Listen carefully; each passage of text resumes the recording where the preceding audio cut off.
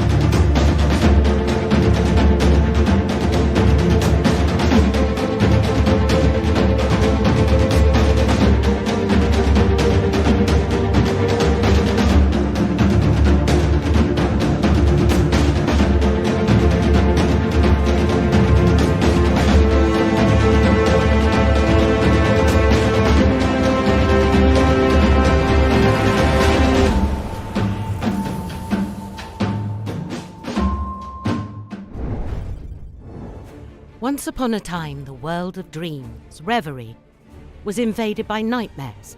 The Ravens Watch, ravens that protect Reverie, called upon fallen heroes of fairy tales and legends to join forces to defend the world.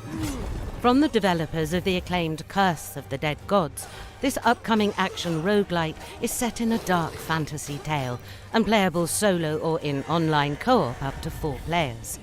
You play as twisted versions of old folk fairy tale heroes: Little Red Riding Hood, the Pied Piper, the Snow Queen. Choose from 6 popular characters, each with their own playstyles. Master their abilities and fight back against the evil corrupting the world. More heroes will be added during the early access. Explore vast and ever-changing chapters with their own cast of enemies and quests. Collect dream shards to buy power-ups and magical objects from the Sandman, and fight hordes of enemies to level up. Each hero has multiple abilities at their disposal. First is the trait, a hero's core mechanic that defines their gameplay. For instance, Scarlet transforms into the wolf at night. Beowulf carries a worm that empowers his next attacks. Aladdin can call the genie of the lamp to make a wish. Each hero also has a dash, 3 different attacks, and 1 defensive ability, finally unlocking their ultimate ability when reaching level 5. These abilities are improved with the experience you gain from battles. Each level up makes you stronger and gives you the opportunity to choose a new upgrade that improves one of your abilities. All of this makes each of the 6 heroes completely unique and gives each run a different flavour. Play them to find out. In typical roguelike fashion, each run is an attempt at defeating the horde of nightmares. If they get you, your run is over and you'll need to restart, but don't lose hope. Each run is an opportunity to unlock better magical objects and upgrades for your next attempt. As well as learning more about the heroes and world stories, Raven's Watch offers countless hours of challenges, both in solo and in 4-player co-op. Find the best combination of heroes, each with their own intricacies, and make those synergies count as the challenge scales with the number of players. Join now and follow us along the journey of making the next roguelike gem.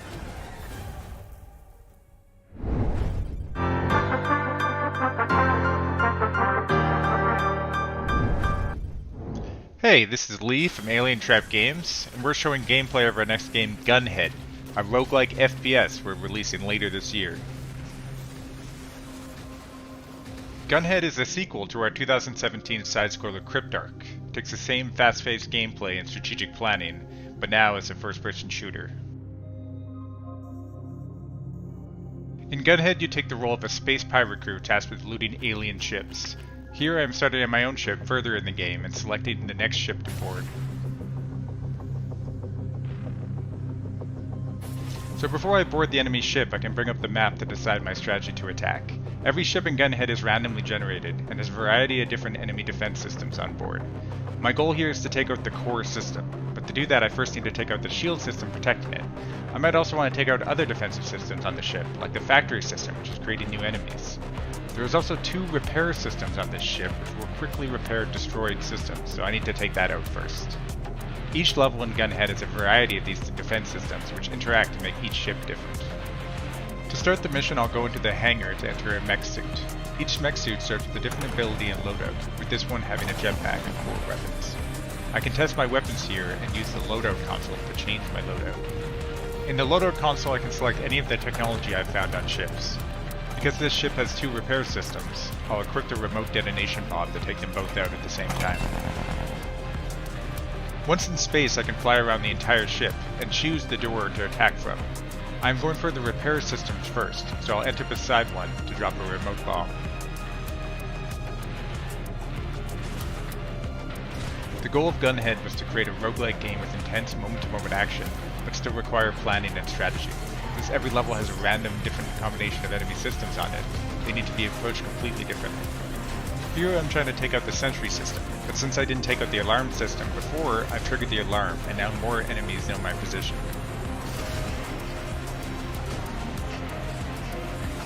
I can also plan my attack right to find health systems on board and new technology like weapons and items. Here I'm using an EMP blast to stun enemies, and a tractor beam to grab an enemy and throw at another one. After destroying the shield system, I can destroy the core to finish the mission.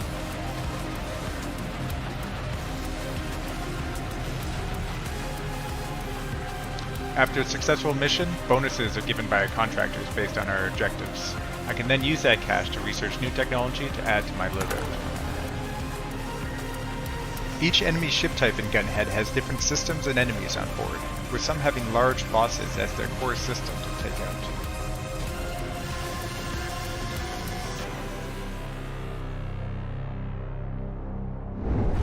Love at First Bite. A reality dating show starring you. The world's sexiest monsters will compete for your affection. What's the worst that could happen? I just like Drac because, we're taking one of the most beloved characters in fiction, all of fiction, like Dracula, right? To see how Drac plays off the different characters and to really put yourself in Drac's shoes, you feel a bit like you're playing as the Prince of Darkness, right? So Drac is unique in the way that he is very open to characters, I feel. He just wants to help every character that he comes across and just really eager to learn, I feel like. He just wants to learn and help people out as he travels through the game. It was wonderful to see a game explore, well, what if he was kind of past his prime and he really hadn't found true love? And we look at him as the ultimate gothic boyfriend. But I think it's also his journey of, he's been heartbroken, he's been defeated, humiliated, and just the way he is able to come back from that, and the willingness to take other people's advice, take Grimm's advice, and let the past be past. Grimm's got some baggage, and Grimm is used to destruction, and he's got the opportunity to create. And when he's creating the show, it kind of gets the better of him, and we see a different side to Grimm later on. The characters are really fleshed out, and they all have one or two personal turmoil things that you get to uncover through pursuing their storyline a little bit more. So you can romance many characters in this game. It's very similar to the Bachelor style TV show, right? So you have to vote people off at different points. So you have to kind of build relationship with a handful of characters that you like most, and it will funnel other characters out. You vote them off. When Drac has finally moved on and is ready to become who he used to be, that's when we're going to punch him in the gut. It's going to hurt. But again, we go back to meaningful choice and let the player figure out what that all means in the end, because you're going to be faced with some difficult choices. Let's get the show on the road.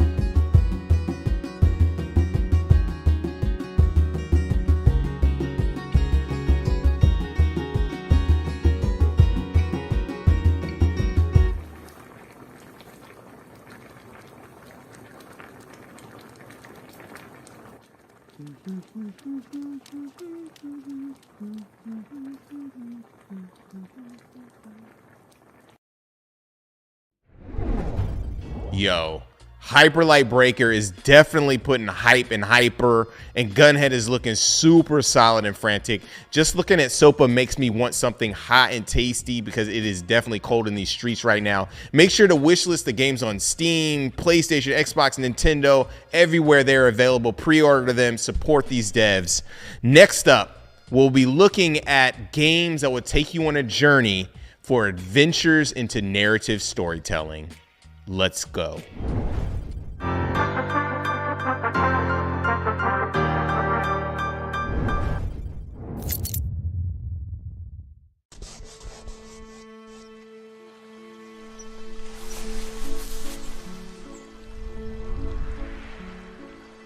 When I think back to my childhood, everything becomes blurry.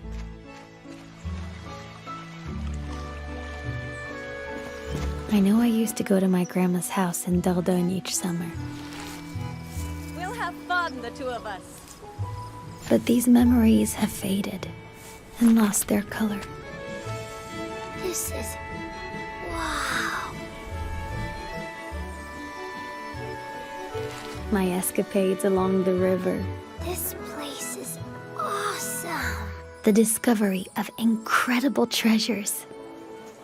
The people. The smell of breakfast in the early morning. And you haven't seen anything yet.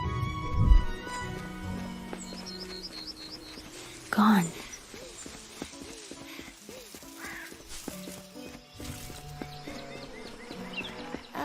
Grandma? This place is a very special place.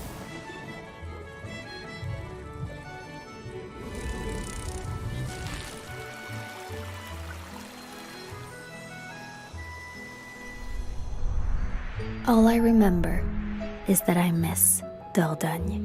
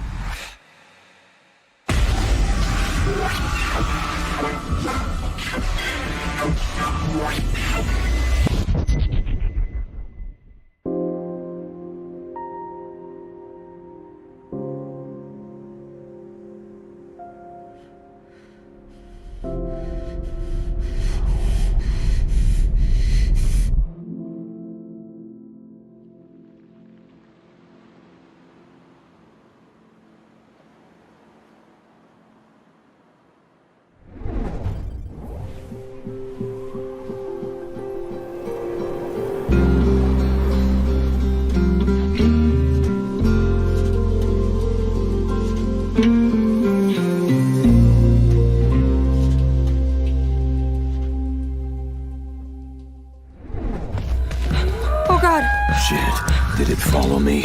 You need to run fast and far as you can.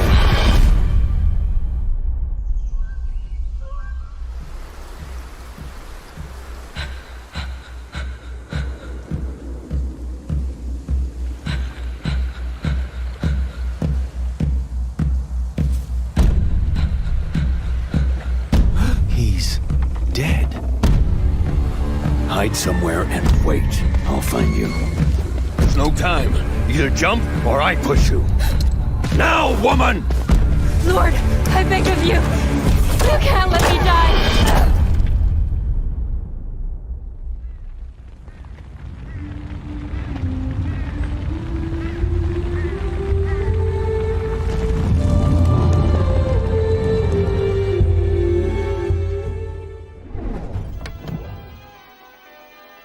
Greetings, valued employee, and welcome to the Ringo Corporation. Here, there is no greater dignity than work. Ringo, live to work. As the executive of the genome sector, it is my privilege to introduce to you your lifelong assignment. It will be your job to sort samples. There is no need to question the samples. The samples are important, and as such, you are important. I have no doubt that you will give 110%. After all, Productivity is in your nature. Ringo appreciates that a rested mind empowers the grind. That is why, as an employee citizen, you will also be given access to the finest shopping and entertainment. It is your duty to put your money back into the economy. When it comes to the corporation, growth is strength. During your time here, rogue workers may try to entice you into betraying your beloved employer, but I am sure of your loyalty. You know that work is dignity. You know that Ringo provides. Well then, valued employee, are you ready to begin your exciting new life? Good luck. Work hard.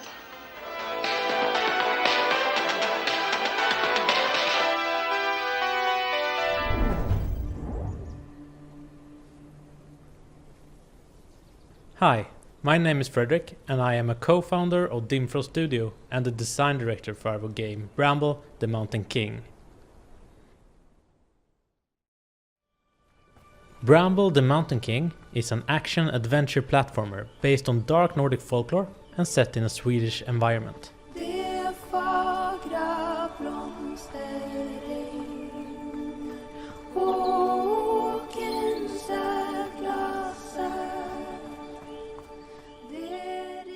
Our first idea when we started to create the game was to do something with Vikings, but that has already been done so well.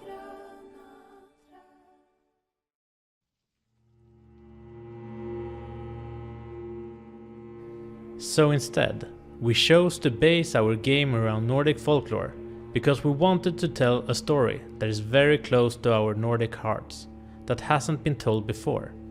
With Bramble, we want to introduce these dark stories to the rest of the world as well. The stories we tell in Bramble are all stories we ourselves heard as children. Stories about creatures that lurks in nature that our parents told us to keep us out of the forest at night. Some of the creatures are dark and scary, but some of them are kind and filled with love. Let me tell you a little bit more about one of the kind ones.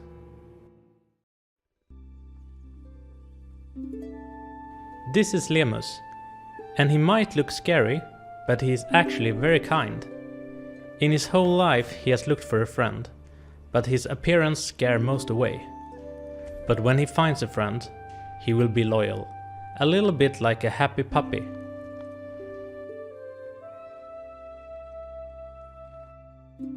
Lemus is actually inspired from a creature in a painting by John Bauer. But not all creatures are as kind as Lemus.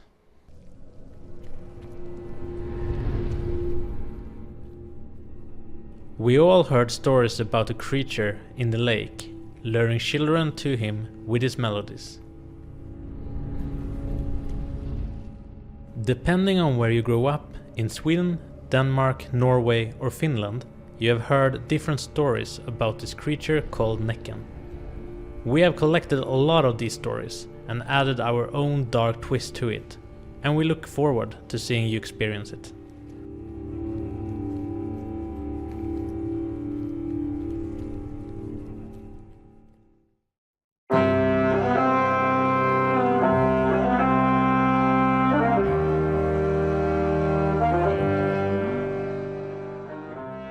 We hope you are excited to meet Lemus, Näcken and many more creatures when Bramble the Mountain King is releasing on April 27th on PC, PS4, PS5, Nintendo Switch and Xbox Series X/S.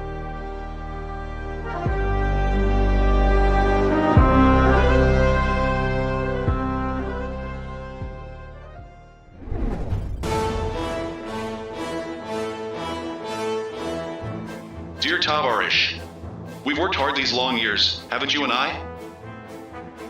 Don't you deserve something for your devout work for the cause? Doesn't it anger you to see the suits take all the profits from your labor? Perhaps you'd like to worship a prophet rather than worshiping prophets? Attention! Intruder detected. Red alert. Workers are to destroy the trespasser immediately. Whoever enters these halls will be equalized whether they want it or not. Wouldn't you love to see their blood on the factory floor you mopped today? Recycled into a new comrade. Glory to Iskra. Glory to the factory. Glory to you.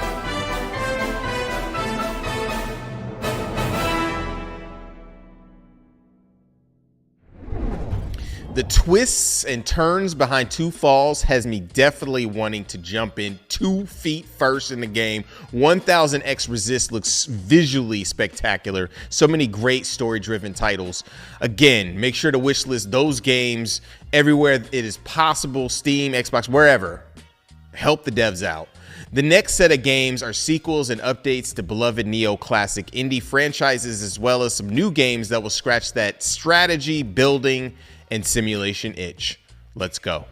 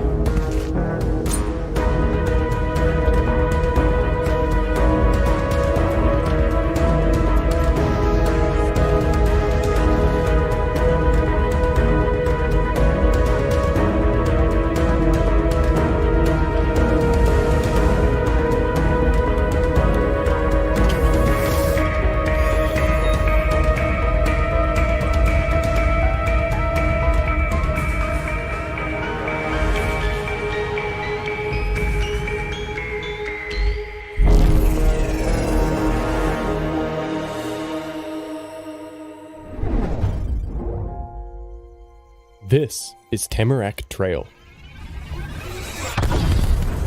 where you, as a member of a secret society known as the Sturgeon Lodge, work to uncover the mystery behind a corruption spreading throughout the Canadian Shield. As a member of the Lodge, it's your duty to track down the source of this corruption and put a stop to it. For each run, you have a choice between 3 unique characters, each with their own distinct set of abilities. The Detective, Magician, and Tracker are the first characters you'll be introduced to. Then click on the map in the cabin to begin your journey. Welcome to the Trail. Randomly generated each time you embark, you'll encounter events, enemies, campsites, and treasure, all of which provide helpful items, bonuses, and currency to enhance your preferred playstyle. Combat is turn-based, using a handful of dice instead of an ability bar, adding an element of skill to a familiar and comfortable battle system. You will engage with a wide variety of enemies on the trail, all with their own unique behaviors and attack patterns, which keep you constantly on your toes and making adjustments to your build in order to best adapt to the situation ahead of you.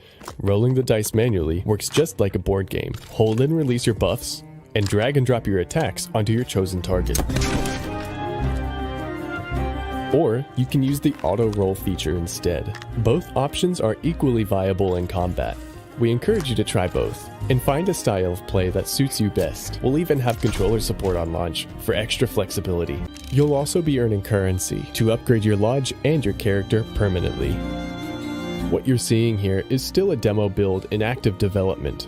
In the final game, you'll follow the trail to a variety of different environments, from the secluded woodlands of the Canadian Shield to the decaying ruins of a mysterious ghost cult, and work towards the discovery of a corruption spreading throughout the world.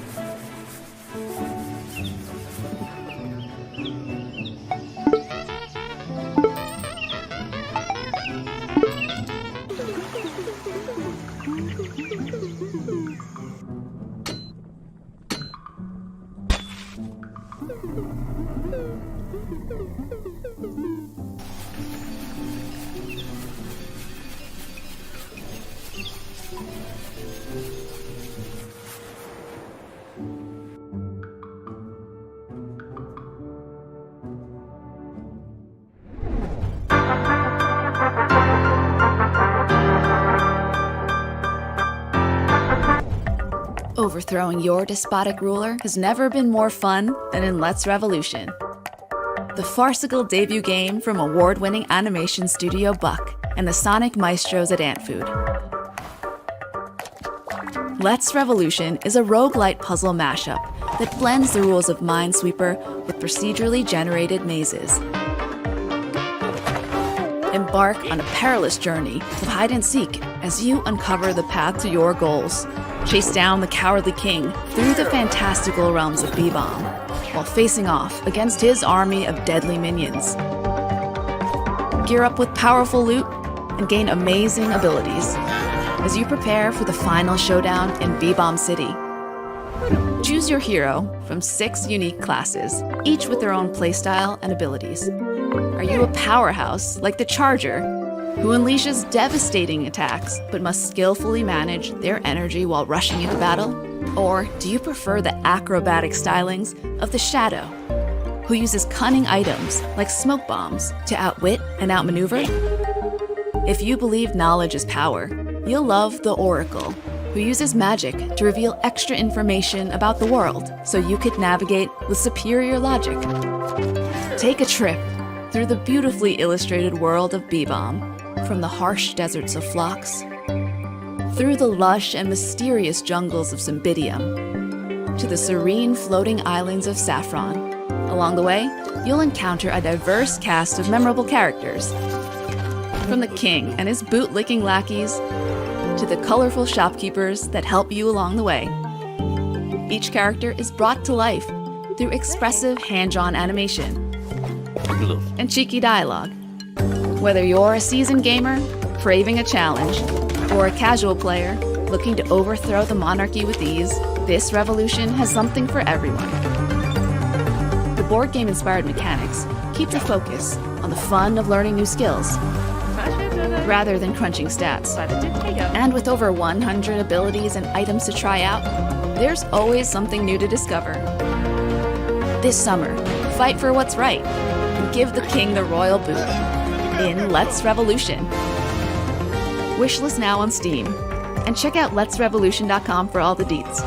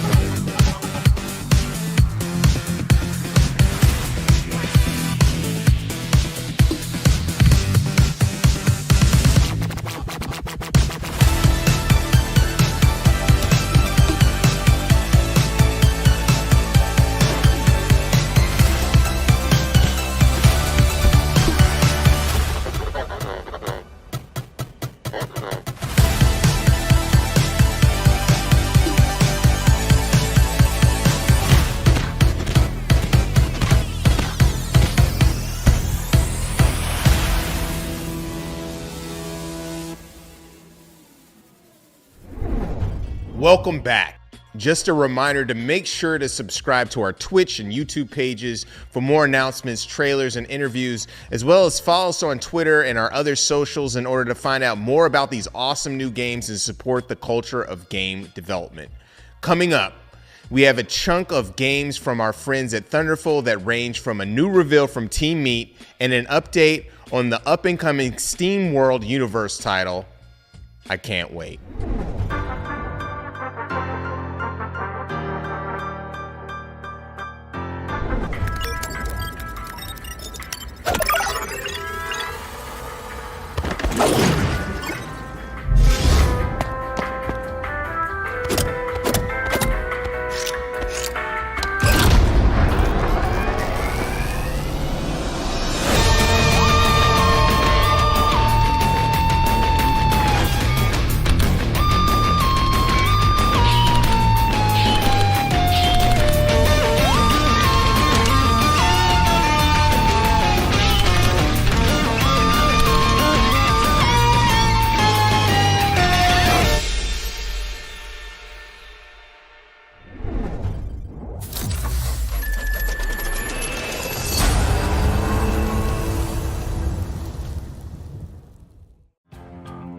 We're not alone in the mine. Fortunately, it's nothing me and my bots here can't handle. So make sure to have them ready before we start digging too deep. With our great arsenal, the guards will make short work of these bugs. Look at them pop. However, before excavating any of the rocket pieces on the lower levels, I do recommend you build a more permanent defense. Lucky for us, and not so lucky for them, we have bombs. There is no enemy they can't handle. But the enemy is relentless and grows his strength over time. Make sure to expand your defenses or run the risk of being overrun. There's too many of them! Fall back! I say fall back!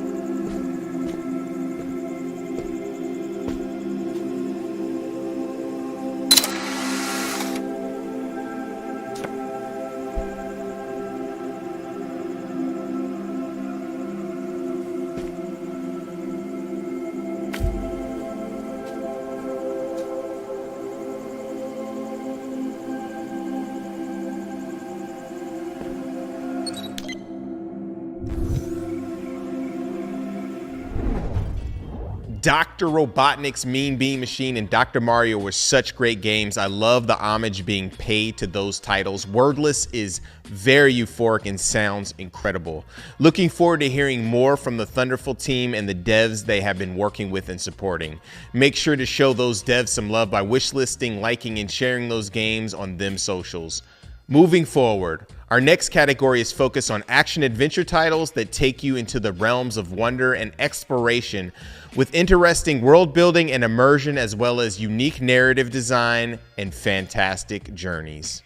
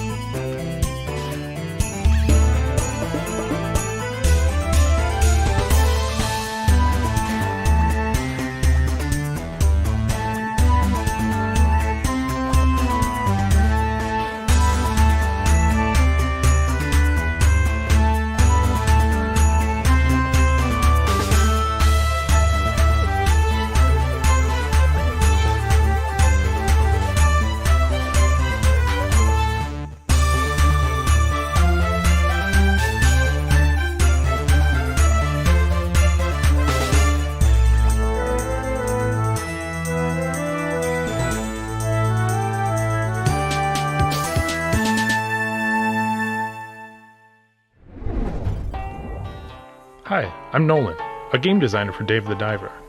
let's take a look at some gameplay and content in the early access version of our game. Dave the Diver plunges players into an oceanic adventure set in a real marine environment of a blue hole, with over 200 different kinds of sea creatures. Now for some of the exploration gameplay. Dave will explore the deep sea within this blue hole, and come into contact with all kinds of sea creatures, some for capturing to make sushi, and even some more aggressive sea creatures to be wary of. Some you'll want to avoid, but some may be worth hunting. Some creatures you will befriend that will set you on new missions to take on. Other peaceful creatures you can engage with in other ways, like taking their picture. Once Dave's long day of diving is over, his night begins, where he takes the fish he captured during the day and sells them as sushi to make money, sometimes to special customers. Dave will work hard running back and forth, serving customers sushi, beer, and even tea. But eventually he's going to need a helping hand. This is where staff comes in to take some of the load off Dave. And to get more money more efficiently, he's going to want to upgrade his dishes with the help of Master Chef Bancho.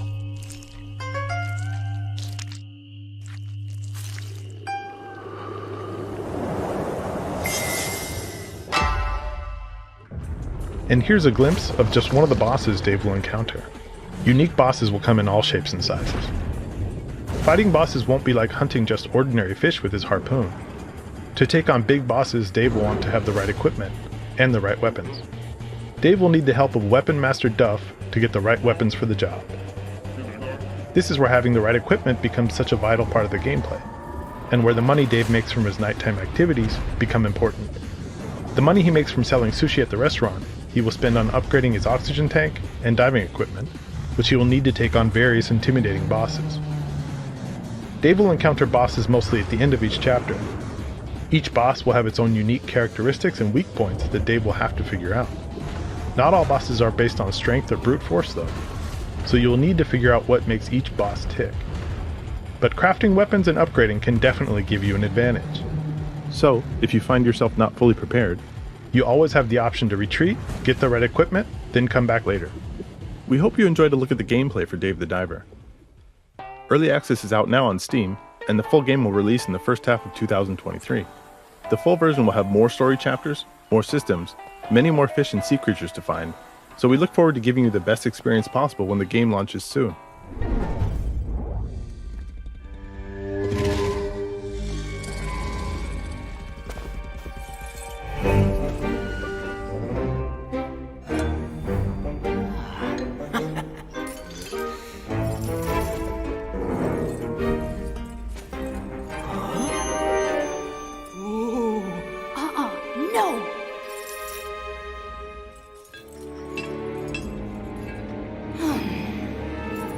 No!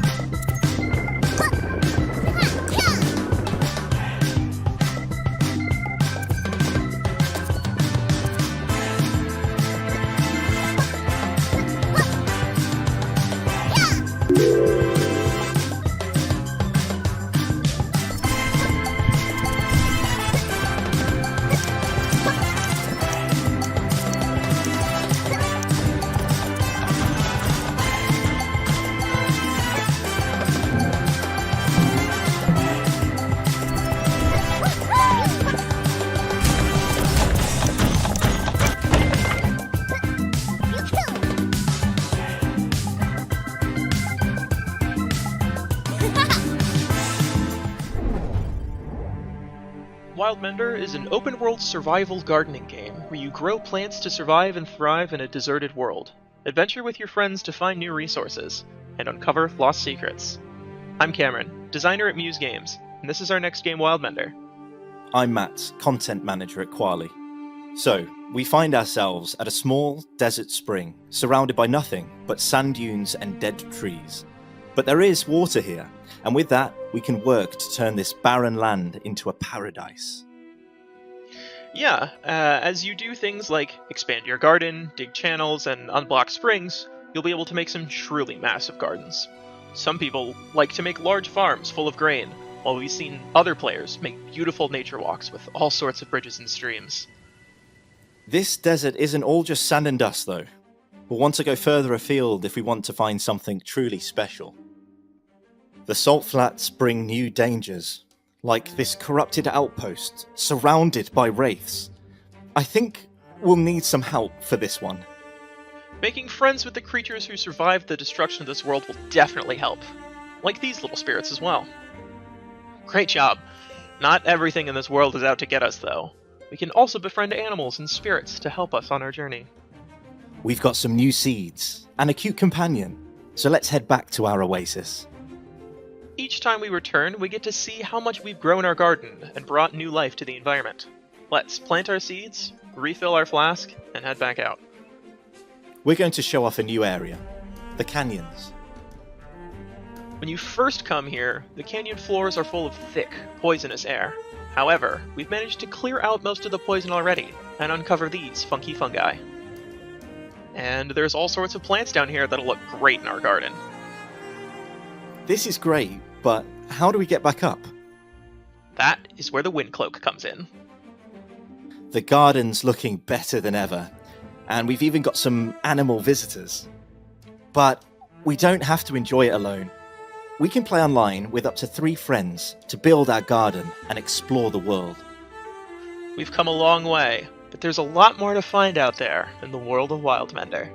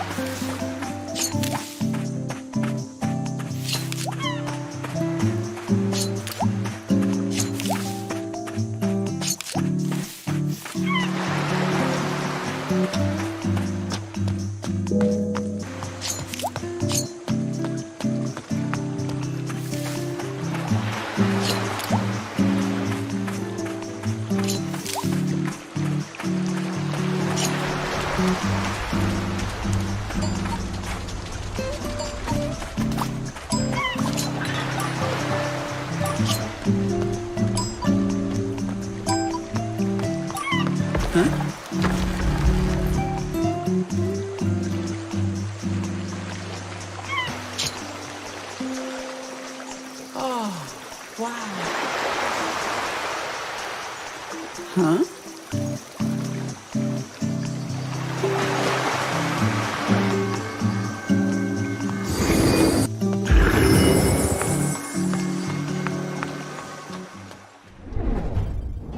Although I am not a fan of ambrosia salad at all, the most disgusting thing on earth, Mythwrecked is putting my faith back into the nectar of the gods. Looks so cool. Koa, Frogun, and all of the games in that segment look so handcrafted. It makes me excited to check out the future of those games. Before we move forward, we want to give a shout out to our sponsors and developer partners for supporting the showcase and bust out a key drop. Here is your chance to grab some keys, check it out, take a snapshot. Going, gone. If you missed out on that one, we'll have more coming soon. Up next, we're going to unpack our sabers, shields, and guns and get into some new titles in the RPG and strategy category. Hey, I'm Craig Ritchie, Game Director on Broken Roads, and from all of us at Drop Bear Bytes, we're really excited to give you a look at what the team have been up to lately. Now the game has come such a long way in terms of the art quality since we first showed it off in 2019. From character redesigns to polished locations and obviously all of the new interiors that the team have been working so hard on. We're just incredibly proud of the way it's looking, and we really want this to be one of the most beautiful RPGs you've ever experienced. The writing's also very close to complete, and there are hundreds of moments throughout the game where you'll be able to see the world or the people in it that you've met early on in your journey react to the choices that you've made. Small moments that you may have thought was just an insignificant choice can really come back in a big way later on. So we're super excited to see how players, what they pick up and what they notice, and also the different experiences that different players have based on their earlier choices. So we expect Broken Roads to take about 25 hours to complete, but with 4 origin stories, 4 moral quadrants, and 36,000 possible places on the moral compass. One of the things we're really excited to see is the many ways that the game can be played and replayed based on whatever worldview you want your character to have, and the way the moral compass slowly shifts with every moral decision we make. This is a new system. It's experimental. It's something we're really, really keen to get into players' hands. The reception to it has been really great so far, and yeah, we've got some really, really cool moments in store, and very keen to see how players will vary from who they are in real life versus the character that they want to roleplay with the scenarios that we've set up. Now, as part of the move from 2D tile-based art to a fully 3D world that we've got now, we've also updated the combat, moving it from the grid-based format it was when we first showed off the game in 2019 and 2020 to fully free-form movement. So along with that, there's a full UI overhaul. We've got out-of-the-box support for console controls, mouse and keyboard, and some really new fun enhancements to the AI as well. So very keen to see what players do with that. Just like the original Fallout and more recently Disco Elysium, there's ways to talk, puzzle, explore your way through non-violently if you do want to try one of the many pacifist paths through the game. We've also taken multiple trips to Western Australia, added in many real-world locations, trying to keep everything authentic. We've taken thousands of reference photographs on our trips there, and the art team have done an absolutely fantastic job of bringing these, well-known towns, major landmarks, and even some lesser-known spots that you'll encounter along the way or uncover as you go.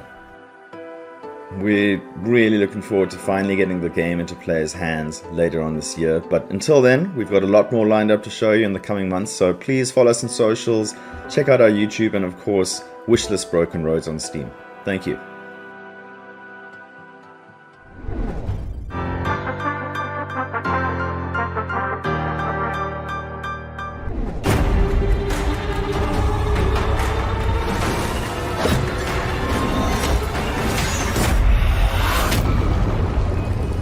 Shadow Gambit: The Cursed Crew is a stealth strategy game that's set in the Lost Caribbean, which is an alternate history version of the Caribbean we know, and it's set during the golden age of piracy. And your goal is to assemble a crew of cursed pirates with cool magical abilities to find the legendary treasure of Captain Mordecai.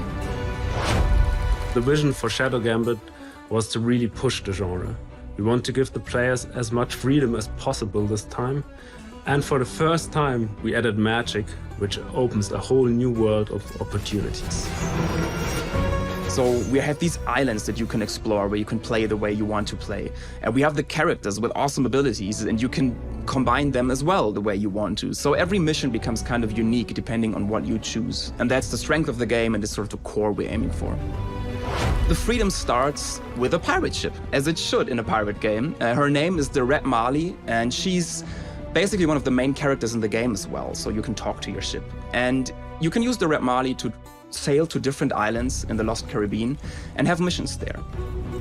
We moved from a linear mission order, a linear story, to an open structure. And it's up to you which island you want to visit first, which mission you want to tackle. Every island is like a small sandbox. So you choose like, oh, the beach looks very nice to me. I've never been there. I want to enter there. Then you go on your mission, you complete your objective. So overall, it's really up to you how you explore each island. You can also choose the crew you want to bring on that mission and see, I want to maybe tackle it this way, so I'll bring these guys and gals with me. Or someone else might have a very different idea, and the mission plays very differently on whatever you choose. This time, your crew is enhanced by soul magic, which makes them more powerful, so you can tackle some situations heads-on, and if something goes wrong, you're already dead and cursed, you can revive your characters. Since we finally have a world filled with magic, we can give these characters magical abilities. We're not constrained by, well, boring things like realism anymore. So we can give these characters extremely crazy and fun skills that we couldn't before. And that's something I'm very excited about. In our first gameplay trailer, we already showed you 3 of the characters, and now we're gonna unveil a 4th one. His name is Toya, and he's an undead ninja pirate, basically, which is pretty awesome in itself. And he has the ability to teleport around long distance. So that makes him very strong. You can use that to attack and just stab a guard, teleport onto them, or you can use it to escape. Maybe you ran into some place, caused some mayhem, and you just teleport back out there so the Inquisition can't get you. So if you master him, you can nearly be in 2 places at once. And the real fun then comes from combining your different team members and experiment with their skills and find new synergies. We're very excited to show you more of Shadow Gambit, the Cursed Crew in the future. So please, wishlist the game on any platform of your choice. Thanks.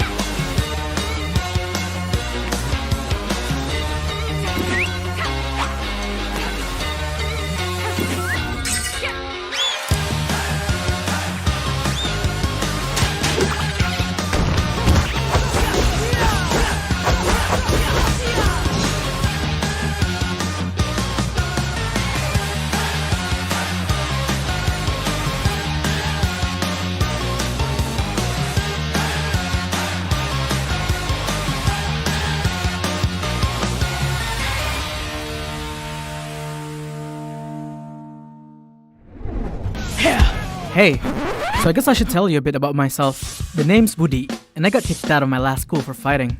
No big deal, really. Other than my mom freaking out and threatening to kick my butt if the same thing happened at the school. All I'm trying to say is school is tough. But you gotta be tougher, you know? Parents just don't get it. Anyway, I've met some pretty cool people here.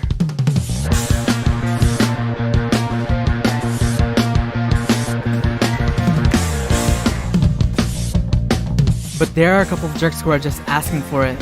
And before you bring up my mom, I was only defending myself, okay? I just want to get through this year in one piece without someone calling me a troublemaker.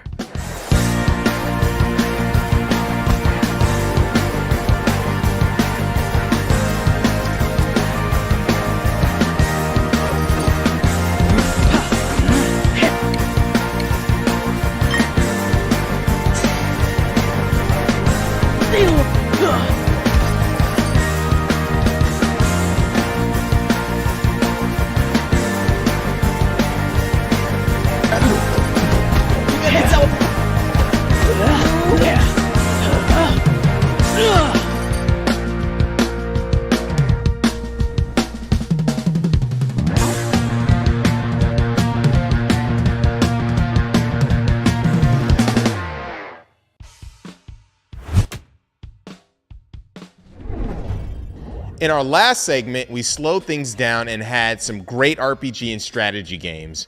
We're going to shift gears and get into some games all about that action. We have some quality titles that range from roguelike side-scrollers to fast-paced and methodical shooters and everything in between. Let's take a look.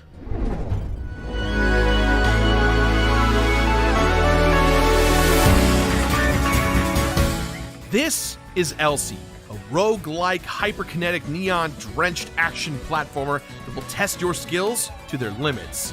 You play as the fearless titular character Elsie, an android on a mission to save her world from the disasters that have plagued it. To do so, you'll have to travel through multiple wild and unpredictable locations, each filled with countless enemy robotic hordes. But fear not, Elsie comes equipped with a powerful arsenal of weapons and abilities to help her take on any challenge. From the trusty sidearm to elemental cannons of destruction, there's a weapon for every situation. With a huge list of items and augments to customize each run, you can tailor your playstyle to suit your preferences. As you progress through each biome, you'll encounter powerful bosses that stand in your way. These epic battles will test your skills and strategies to their limits, culminating in a final showdown with each biome's guardian boss. With a stunning neon-drenched art style and a pumping soundtrack, Elsie is a game that will keep you on the edge of your seat. So get ready to take on the challenge of this thrilling, action-packed game and save your world from certain destruction. In Elsie, players start their adventure at the Sapir Wharf, a peaceful bastion where the survivors of the attack on Dr. Gray's city have taken refuge and will serve as the game's main hub. Here, the player can take the Lighthouse teleporter to the very first level, the Eclipse Skyport. The Eclipse Skyport is our aerial biome, which houses our first guardian, Celestia. Accompanying Celestia is an army of different enemies that Elsie will encounter. Enemies such as the Valkyrie, Seraphim, and Wind Elemental will make Elsie's path a bit more difficult. Upon defeating the boss at the end of the Skyport, the player then must choose from one of 3 teleporters that will take them to the next biome. Each individual run will go over 3 of the 5 biomes. Our team has put a lot of emphasis on the game's art style and level design. The environments are full of detail, and the encounters are challenging but very rewarding.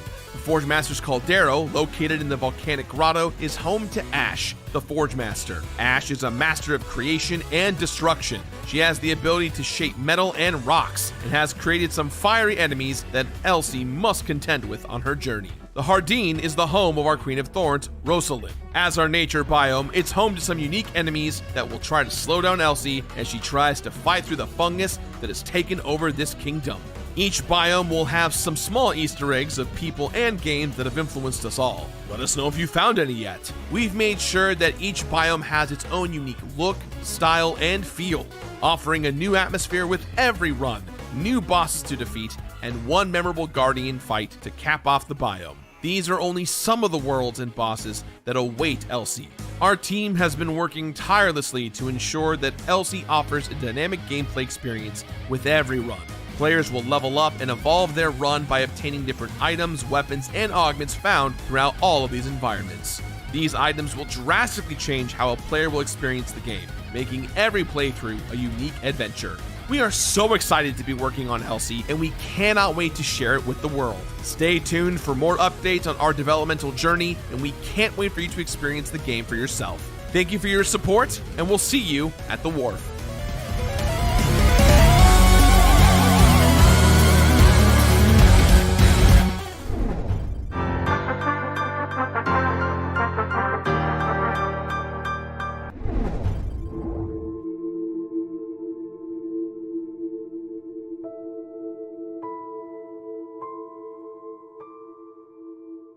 Hello, everyone. It is an honor to be able to introduce our project through the Mix Showcase. The Devil Within Satgat begins in a small country in the east. One day, a black wedge suddenly appeared in the sky, and the red oil that flowed infinitely from it was a substance that could replace all energy and, surprisingly, cured all diseases. It even possessed the efficacy of governance. Thanks to this small country achieved great prosperity. For a while, the abundance did last. Suddenly, news of demons appeared, and more than half of the people in the country became abnormal in an instant. In the end, people realized that the Black Wedge was the cause of all the problems, and led General Hong Sang and Royal Guard Kim Lip to set out together to destroy the heart of the Wedge. The game is a side-scrolling action game with an emphasis on combat using swordsmanship. In the early stages of the game, it starts with gameplay that involves using simple slashing attacks, dodging and guarding to anticipate the timing and exploit the weaknesses of the enemy. Later on, as Kim Lip grows, he learns various and flashy techniques. We designed and implemented a lot of system devices in the game because we never wanted to create a spectacle where the player is easily defeated by mashing buttons. We are putting our heart and soul into providing you with interesting experiences in various aspects. Today, we would like to introduce you to the boss battles that we pursue. This boss battle scene was revealed through the Tokyo Game Show 2022. It's a battle with the first main boss, Lee Chung, the mercenary captain.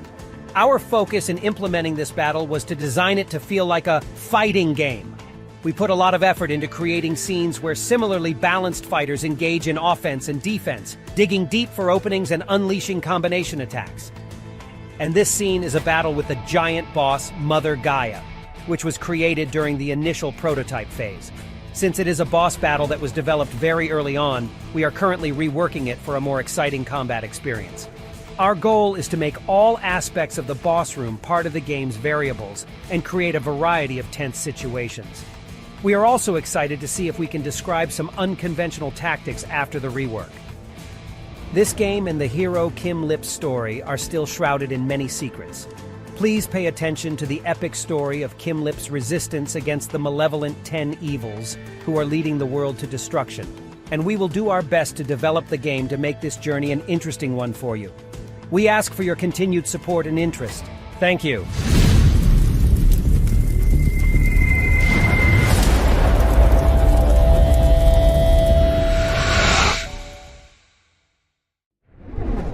Hello, my name is Craig Hauser. I am a level designer at Angry Mob Games. We're working on a brand new action roguelite called Trinity Fusion, a sci-fi side-scroller with a big emphasis on smooth, satisfying combat. In Trinity Fusion, you'll play as Maya, a woman psychically connected with her 3 parallel selves across the multiverse. Their worlds are falling apart, and you and your counterparts are the key element in a plan to reconnect them, fusing each of their worlds back together into one stable timeline. The worlds of Trinity Fusion are in a constant state of flux. Each time you step out into the multiverse, levels are procedurally generated out of hundreds of handcrafted rooms, arenas, and challenges. As you reclaim key areas in each universe, you'll unlock access to new starting points, allowing you to hop between universes to bypass certain areas, giving you a bit of extra freedom to choose your path through each run. Whenever you come back from the multiverse, you'll be returning to the Citadel, hidden away in a pocket dimension. It's complicated, but this is where a small cabal of engineers are working to help you in your mission. Among them is Sendara, Maya's partner, who maintains the machines that link Maya to her counter selves. By bringing Sendara materials, she can augment the link between Maya and her other selves, unlocking new, permanent upgrades that you can equip before you head out again. Trinity Fusion is all about great feeling combat. It's a dance of slashes and dodges punctuated with satisfying special moves. You'll strike enemies with your melee weapon to build up power, dodge their attacks when you see their eyes flash, and then blow them away with powerful energy weapons like rocket launchers or heavy battle hammers. Each of your alternate selves have their own set of unique abilities, weapons, and traversal tools to help them fight through their worlds. Altara has a drone equipped with a short-range teleporter, allowing her to reach distant areas and bypass foes. It's also handy for collecting items or activating a distant switch. Naira has an active camo module, allowing her a brief moment of invisibility to quickly disengage from a fight or slip past an enemy undetected. Kara's cannonball ability is great for both starting a fight or ending it, or just crossing small gaps. These abilities don't cost energy, operating on a cooldown instead. Try mixing them into your gameplay to give yourself more of an edge in combat. We're really excited to share Trinity Fusion with you all. We can't wait to see what you think of the game when you finally get your hands on it later this year. In the meantime, wishlist and follow us on Steam to stay up to date with our progress, and we'll see you out there in the multiverse.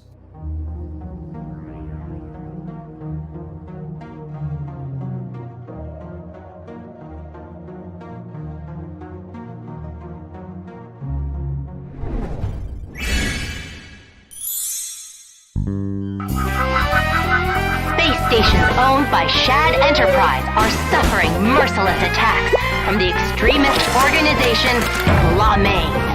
They pose us with a greater challenge by infiltrating frontier missions in cooperation with traitors, manipulating and spreading hostility among frontiers, leading them to their demise. All of that to get their hands on the invaluable Keystones. Keystone is a new type of matter discovered by Shad, the new generation of energy source that will brighten the path to a prosperous future for humanity. Your mission as a loyal space frontier is to destroy all energy cubes in the mission area. Failure is not an option. If any energy cube is not destroyed in time, it will collapse onto itself and result in a massive explosion. You must, at all costs, destroy all energy cubes and protect the Keystone from falling into the hands of the traitor and Blamain. Blamain. Only with Shad's boundless dedication and Space Frontier's assistance can we preserve humanity's sole hope of survival. New Columbia! And maybe you'll get some monetary compensation and a certificate, and maybe even a shiny badge. I don't know. Let's just go to the Frontier Training Center already.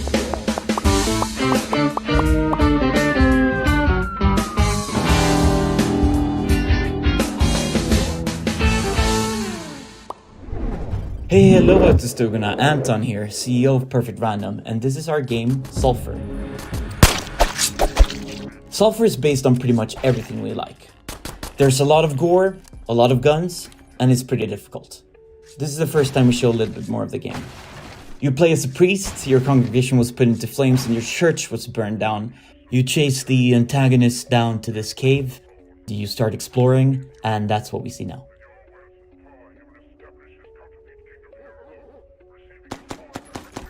Here are designers trying to fight off some dogs, and yeah, he died there. And there's a lot of that, dying. And if you die, you lose all your stuff, but that's part of the difficulty and part of the appeal. And when you actually clear an area, you feel a bit of achievement. You can strategize and use your grenades to clear out multiple enemies. Here you see him enchanting his weapon with the Plague Scroll. This will add poison damage to his bullets, so he can strategically put dots on enemies and kind of kite them out. We tried to create tactile, creative weaponry where you can combine things how you want them and be creative. You can add different scopes, silencers, red dot sights, and other fun stuff. So next to the poison enchantment he added to his gun, he also added a fire enchantment to his shotgun. Here's a revolver type gun with a silencer and a scope. And that's a goblin civilian who will alert the others unless you kill him pretty fast after you hurt him. And you probably will, because you're a sadistic megalomaniac. Just be careful not to put yourself on fire. Now you're gonna eat that chocolate, eat that taco, eat that dumpling. Move on. Good times. Making the enemies die in cool ways is one of the core design pillars of the game and very important to us. It's also important to us that you find new stuff whenever you repeat the run and you play again. And you have new things to discover, new things to explore, and the levels will change as you go. Another way we make the environments feel varied and different is that we work with multiple artists who will compose music for the different areas of the game, which will make them have their own kind of feel, their own kind of voice, and a unique type of artistry for every area. We have so many inspirations for this game, and we're not really hiding any of them. We just want to make the game that we ourselves want to play, and we think that you want to do that too. Wishlist our game on Steam, follow us on Twitter and other places we post, and follow our progress. Thank you. Champion, prepare thyself. The universe awaits.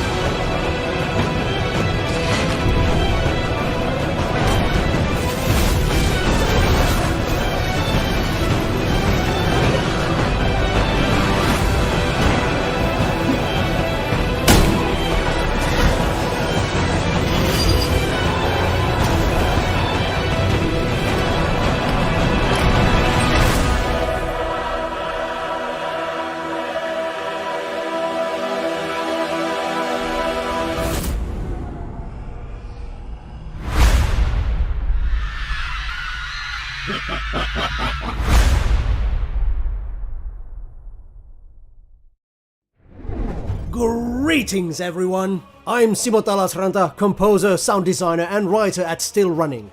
I'm thrilled to present to you today an exclusive sneak peek of our upcoming action RPG, Morbid: The Lords of Ire. Morbid: The Lords of Ire is the second installment in the Morbid game series, following its isometric pixel art predecessor, Morbid: The Seven Acolytes. In order to take the series to the next level, we took the daunting leap of bringing the world of Morbid to the third dimension, and are now eager to show you what we've been working on. In Morbid: The Lords of Ire, duty calls the striver once more. The devious deities, known as the Gahars, have risen anew in the ancient land of Ire through their fresh brood of dreadful acolytes. You, a fierce warrior bound by duty, must traverse the accursed land and slay the fallen lords of the 5 factions to rid the Gahars of their flesh. Many of the key features from the first Morbid game will make their return in Morbid: The Lords of Ire, only this time with even more depth and diversity. Such features include our perk-based player upgrade system, our rune-based weapon upgrade system, as well as the ever-so-punishing insanity system. Essentially, we took what was great about Morbid and made it better still. The combat mechanics in Morbid: The Lords of Ire have been given a lot of love. Both the Striver and her enemies have been equipped with extensive and highly responsive movesets in order to produce versatile combat encounters, with several exciting ways of resolving them. And to amp up the variables even further, the Striver has over 10 different weapon classes with unique wielding styles and combos to utilize in battle, as well as a one-of-a-kind firearm, the Spectral Blaster.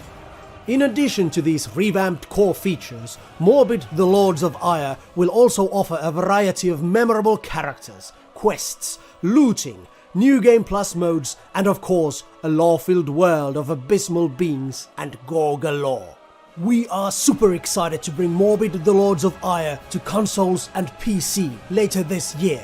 Stay tuned, wishlist us, and follow us on social media to be among the first to know the release date of Morbid: The Lords of Ire. Thank you so much for your time, enjoy the rest of the show, Magratheus bless you, Striver. Hello, we are the developers of Lethal Honor Order of the Apocalypse, and we want to tell you something about the game. Lethal Honor Order of the Apocalypse is an action roguelike adventure. The game is set in a future in which the apocalypse has taken place. The game is based on this comic book style. We really wanted the player to feel that they are reading a comic book, that they are playing a comic book. So everything in the game is hand-drawn. You play as an agent from an organization in charge of killing and destroying all the paranormal activities in the world. In this game you use all sorts of weapons and abilities to kill enemies. The idea is to have two different weapons at the same time, and if the enemy is a big, heavy enemy, you use a big, heavy weapon. But if you are surrounded by enemies, you should use a more agile weapon, for example a dual katar, because if you are using the wrong weapon, you most likely are going to die. So by playing this game, you get to learn more about the universe, which is a very wide and vast and dark universe. You will unveil a dark story to be told to you by comic books and by panels and conversations, and you unveil a different universe in which the dark and the horror is present, and you are the only one capable of saving the world.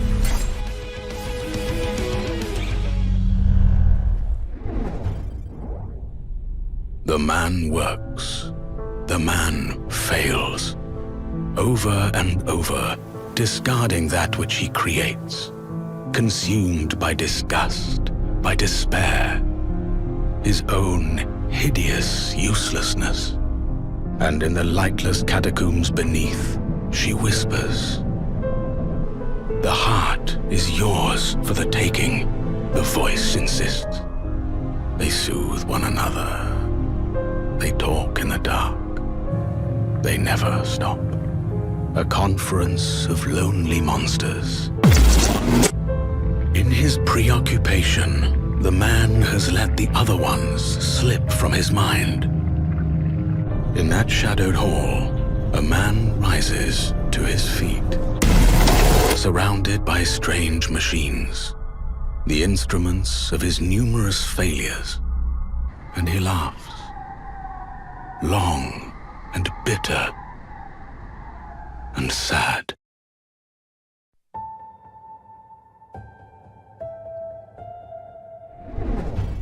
All of those games are looking super slick. Sulphur and Luna Abyss, I cannot wait for those. The Devil Within looks super dope. Can't wait. Over the years, we have showcased hundreds of devs who are up to the challenge of becoming creative hustlers in the game industry. With that being said, we want to honor the great sacrifice and energy it takes to release a game with some updates and new reveals from Mix alumni whose games are on the precipice of release. Hi, I'm Mark Cook, CEO of Shiny Shoe. As a studio, we're best known for our roguelike deck-building card game Monster Train. And now, we're working on a new roguelike, Inkbound, and I'd like to show you how it plays. Let's go! Upon entering the game, you start out in a magical library called the Athenaeum that contains all stories ever written. It acts as a central MMO-style hub where you can take on quests from NPCs, change character classes, chat with other players, and party up with them. When it's time to start a run, players select from unranked or ranked modes, and then teleport into the Sea of Ink. As a roguelike, we want players to experience a high density of interesting decisions and the payoff of going from weakling to god over the course of a strategic roguelike run.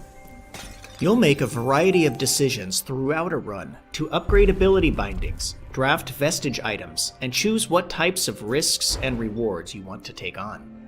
After choosing initial upgrades, you must choose a book to visit from the Athenaeum's library. Today, I'll choose the Proving Grounds. A threatening force called the Unraveled is seeking to destroy the books of the Athenaeum. Throughout each book, we'll encounter the Unraveled, and it's our job to defeat them and save the stories. Inkbound may look like an action RPG because you can move freely, but it's not. Combat is turn-based. Abilities are aimed during the player turn like MOBA skill shots. We've taken care to make the game really fluid. There's no grid, players can act quickly, and in multiplayer, players can act in any order. Each combat ends in rewards and more decisions. Choosing wisely is required to survive. Live long enough and you'll face a villain, the final boss of the run. Win or lose, we update your progress in a detailed logbook, tracking a variety of objectives, with many hours of challenging gameplay required to complete them all. I hope you liked this small snippet of Inkbound gameplay. We're launching in the second quarter of 2023 on Steam in early access. Hope to see you in the Athenaeum.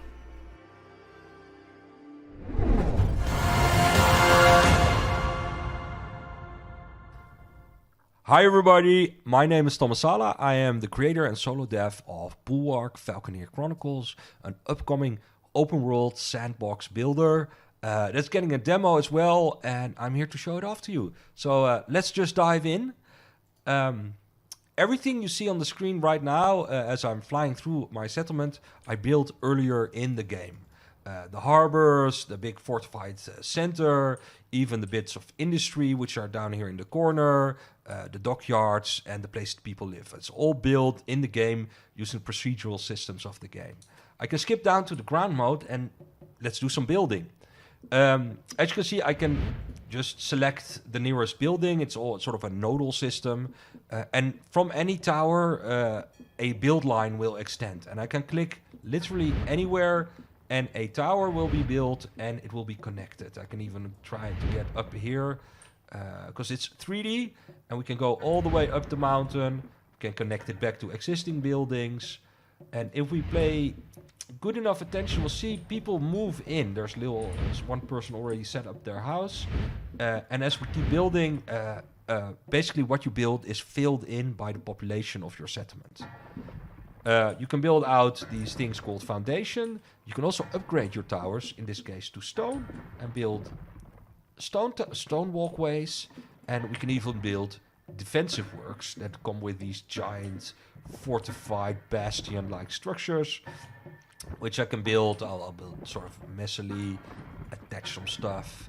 We can go up a number of floors, add some stuff there as well. And when you finish one of these towers, they can become command towers. And that means you can assign one of the commanders, which you find in the open world or, from a friendly faction, to your tower. And what will happen is, if I go back to flying around mode, they will transform that tower into their headquarters and spawn, in this case, giant dragons to support you on your explorations and defend your settlement as well. And when we enter the open world, we'll now have this little, how do you call it, a task force defending your surveyor. Let's see if there's anything on the map interesting. There is something there just behind us. So let me fly past my settlement into the world. And you can see these question marks pop up. That's actually probably a captain wanting to sell their services. And he's docked at our little city. Oh, there's. But a question mark can also be a hostile encounter. And there's a faction and a resource system also in play there. In this case, it's a small pirate outpost that's set up really close to our settlement. I don't know if I approve of that. And they actually want to join me, which I'm not in favor for. They're pirates. Let's see what happens when my new task force of giant weavers gets to work and I dodge any incoming fire with my little surveyor, which I'm now controlling with the mouse. While I'm also trying to track what's happening. So while these guys hopefully finish up the pirates, or myself, that is an introduction to Bulwark. A demo is available now. You can try it out yourself. It's open development, so the demo will expand, and all your feedback just helps to make the game better. So thanks, and Bulwark.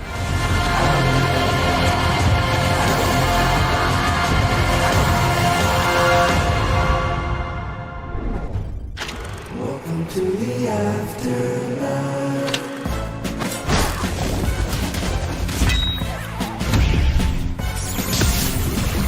Have a Nice Death is a 2D action roguelike where you play as CEO of Death Incorporated, Death himself. Death Inc. is responsible for processing all souls entering the afterlife. But even Death can't escape the piles of dreaded paperwork. So he created the Sorrows to help with his reaping. But instead, they've gone out of control, making even more work instead of less. As the CEO of Death Inc., you'll need to whip those Sorrows into shape and get them to follow orders so you can get back on with your vacation plans. Manage your way through the 7 departments of the afterlife and set the company on track. And no need to fear, the company has plans to expand with new departments.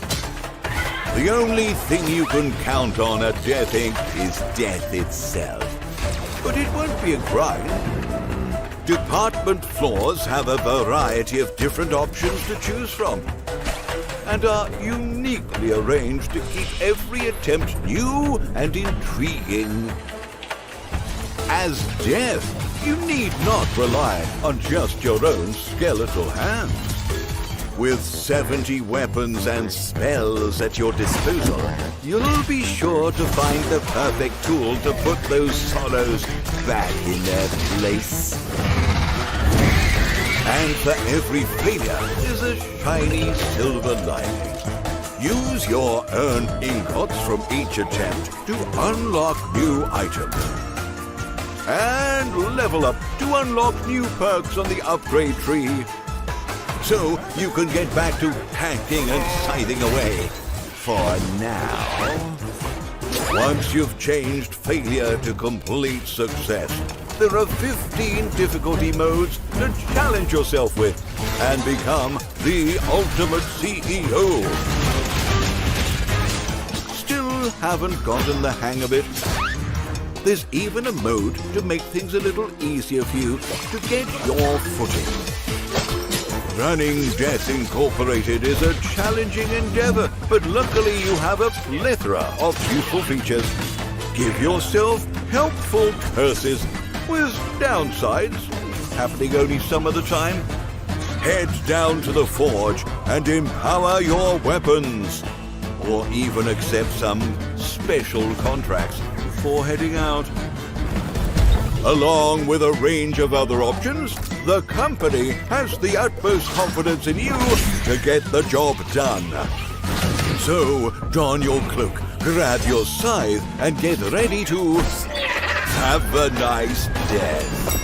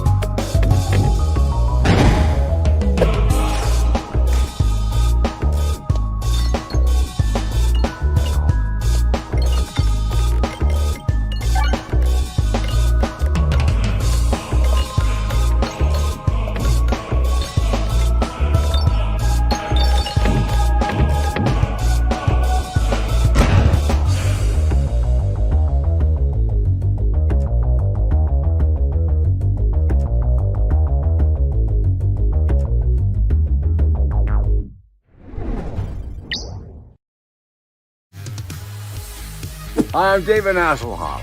You know there's a new game called Kung Fury, Street Rage, and starring me. It's the Ultimate Edition. Hello There Games, developed on a platform near you. Kung Fury Street Rage. Brand new ultimate fighting coming your way. Play as Hasselhoff. The world's most iconic lifeguard steps in with his singing prowess and... oh, that's some nice chest hair, sir. More action, more awesome. Enjoy the breathtaking multiplayer as Player 2 joins the fight. Yeah, 2, because teamwork makes the dream work. Choose your stage. Punch Nazis in the sewers, on the beach, in the Viking Age. Hell, punch Nazis everywhere, all the time. Kung Fury Street Rage. Soon available on a platform near you.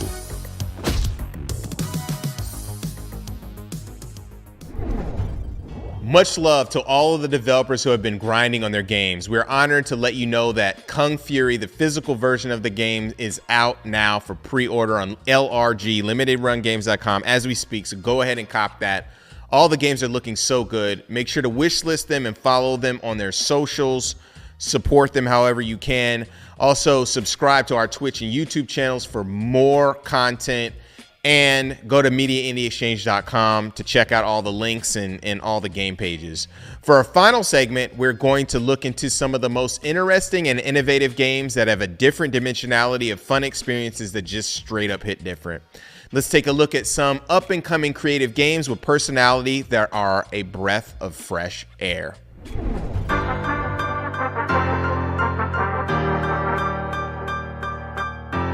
Welcome! May I introduce you to Henry. Henry's not just anyone. If they're anything, they're, well, everything. Henry can transform into everything in their reach. Yes, everything. And that's how they manage their daily life. It's how they make their bed every morning. Or how they enjoy a beautiful bubble bath. It's how they make their morning coffee. How they relax and calm down, or how they care for what they love, finding joy in the simplest things. Get to know Henry's life story, from their carefree days as a baby, to their first responsibilities as a working adult, until their calmer and more laid-back senior years. Double the Henry, double the fun. Play Henry's not-so-ordinary everyday life in co-op mode. Henry, everyday life with a twist.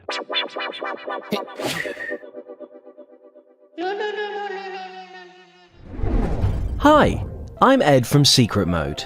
We want to welcome you to the wholesome world of Loddlenaut, the debut title from Moon Lagoon. Loddlenaut is a cozy aquatic survival game where you're a space janitor who's sent to clean up a polluted ocean planet abandoned by a megacorporation. You begin your Loddlenaut adventure near Ripple Reef, a shallow coral reef area where you can get to grips with the basics of cleaning up, picking up cans, bottles, and six-pack rings, and using your bubble gun to zap the toxic sludge off surfaces. You also have a handy scanner to pinpoint hard-to-find pollutants. Cleaning an area causes plant life to flourish. The team have spent a lot of time tweaking the zapping mechanic to make it feel as satisfying as possible. Think of it as a power wash swimulator. Every biome you visit is more heavily polluted than the last. Flotsam Flats, our second area, is a crater-pocked environment littered with shipwrecks and cargo crates. Restoring this area requires more effort. For example, you can't just zap these crates. Instead, you'll have to pry metal latches off their corners to crack them open. Luckily, you can put all your collected trash to good use by turning them into material bits to upgrade your bubble gun. Better yet, you'll build new cleaning tech, such as purifier bombs, trash vacuum drones, and ride-on goop scrubbers. You can also expand your oxygen levels to extend your range without needing to race back to base to top up your supply. Or you can build and place new oxygen rings out in the world itself. Pro tip, cleaning tubular sponges also releases air bubbles to gulp down. And now, for the stars of the game, the Loddles. These friendly axolotl-like aliens are the lifeblood of Loddlenaut. While it's technically your job to clean these oceans, you'll want to do it for your new friends. When you meet your first Loddle, it's covered in muck, and our bubble gun is too harmful to use on it directly. But what if we try... That's better! Loddles are very friendly and love to follow you. You can feed them, pet them, and even communicate with them. During development, the team looked at amazing games such as Subnautica and Abzu, but the biggest inspirations of all are Sonic Adventure 2's Chao Garden mode and Tamagotchi. The team really wanted to capture the joys of hatching and raising cute alien friends. Loddles even evolve depending on what you feed them, and we hope you'll love them as much as we do. Loddlenaut is coming to PC later in 2023, but you needn't wait that long. Wishlist the game on Steam, and you can dive right into our playable demo. Restore Ripple Reef to its former glory, and befriend your very first Loddle today.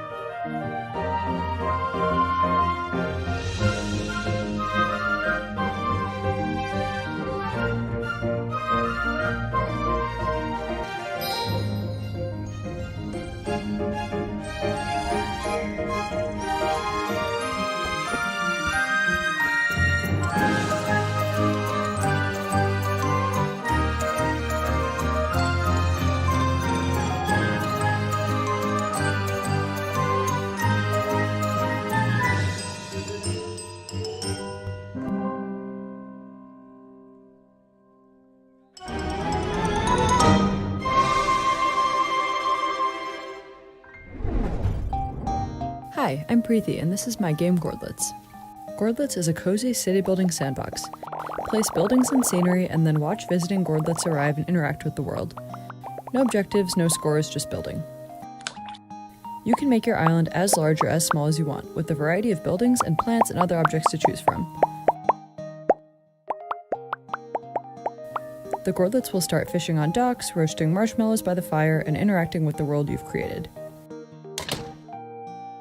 You can choose whether it's day or night, and you can control the weather. You can even enter buildings and turn them into cafes, libraries, houses, and more. There aren't any stressful objectives or time limits, and nothing to level up or keep track of. It's just about building a rich world and watching it come to life. Gordlets is the perfect game to relax and unwind with no objectives to worry about. Just build, create, and watch as your world flourishes.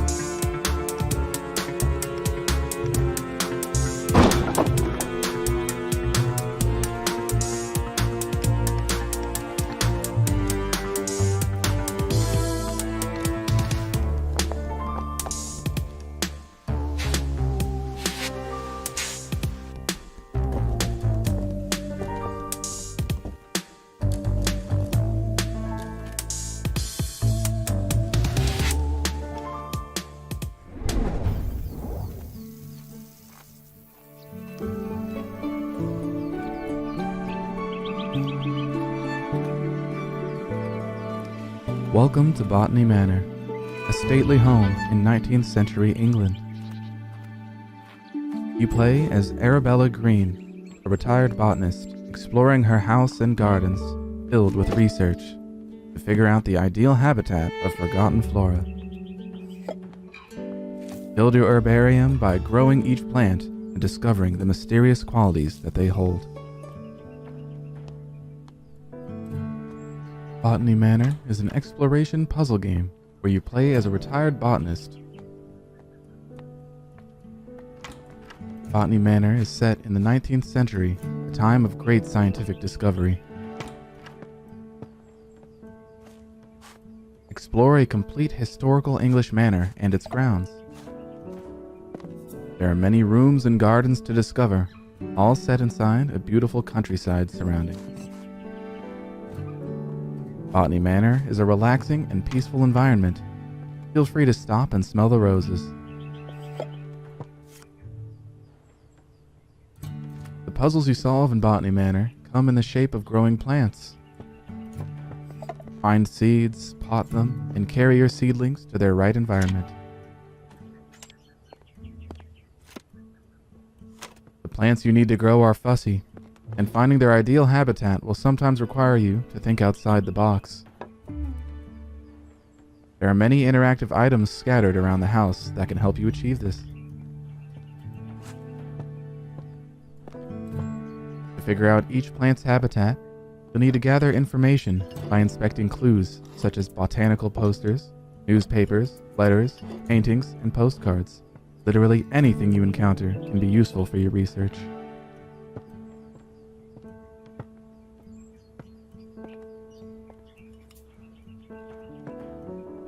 Room by room, you learn more about the life and career of Arabella, and the challenges that she faced as a woman navigating her scientific career.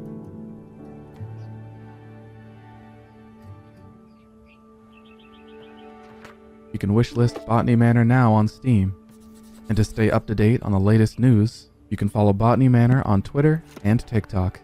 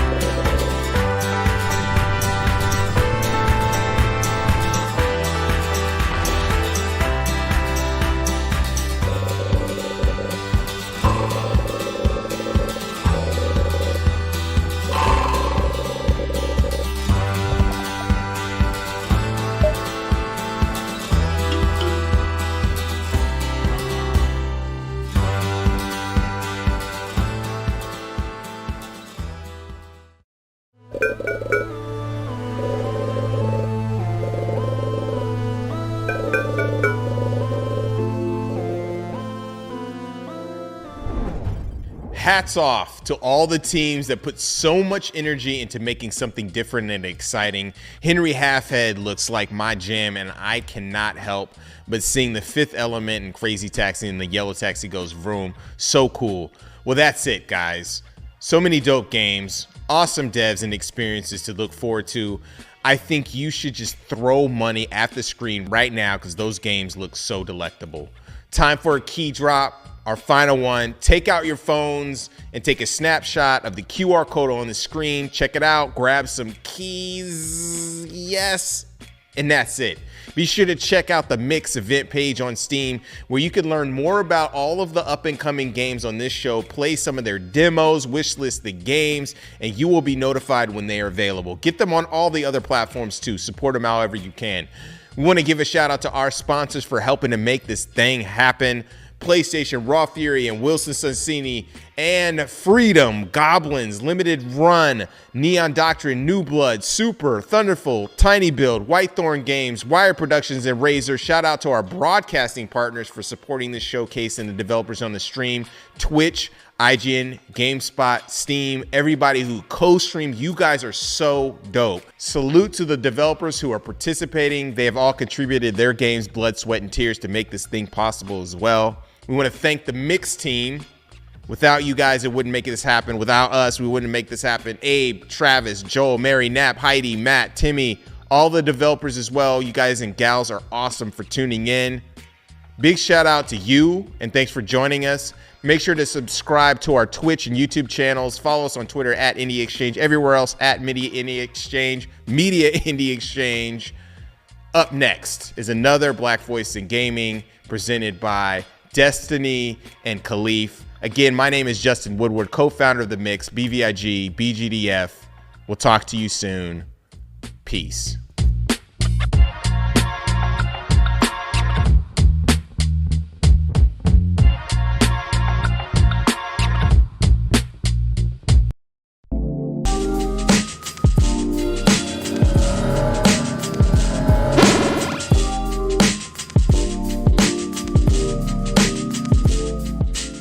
What is up, my good people? If you missed it, we finished celebrating Black History Month with a special BVIG showcase.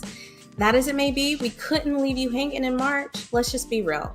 BVIG is celebrating Black achievements in the game industry year-round. It was created in June of 2020 during the protests and demonstrations that united us worldwide.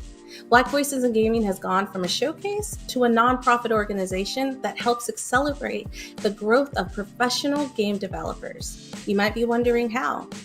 Well, our mission is to facilitate a space where game studio entrepreneurs can access funding, meet publishers, and connect with mentors to help them succeed.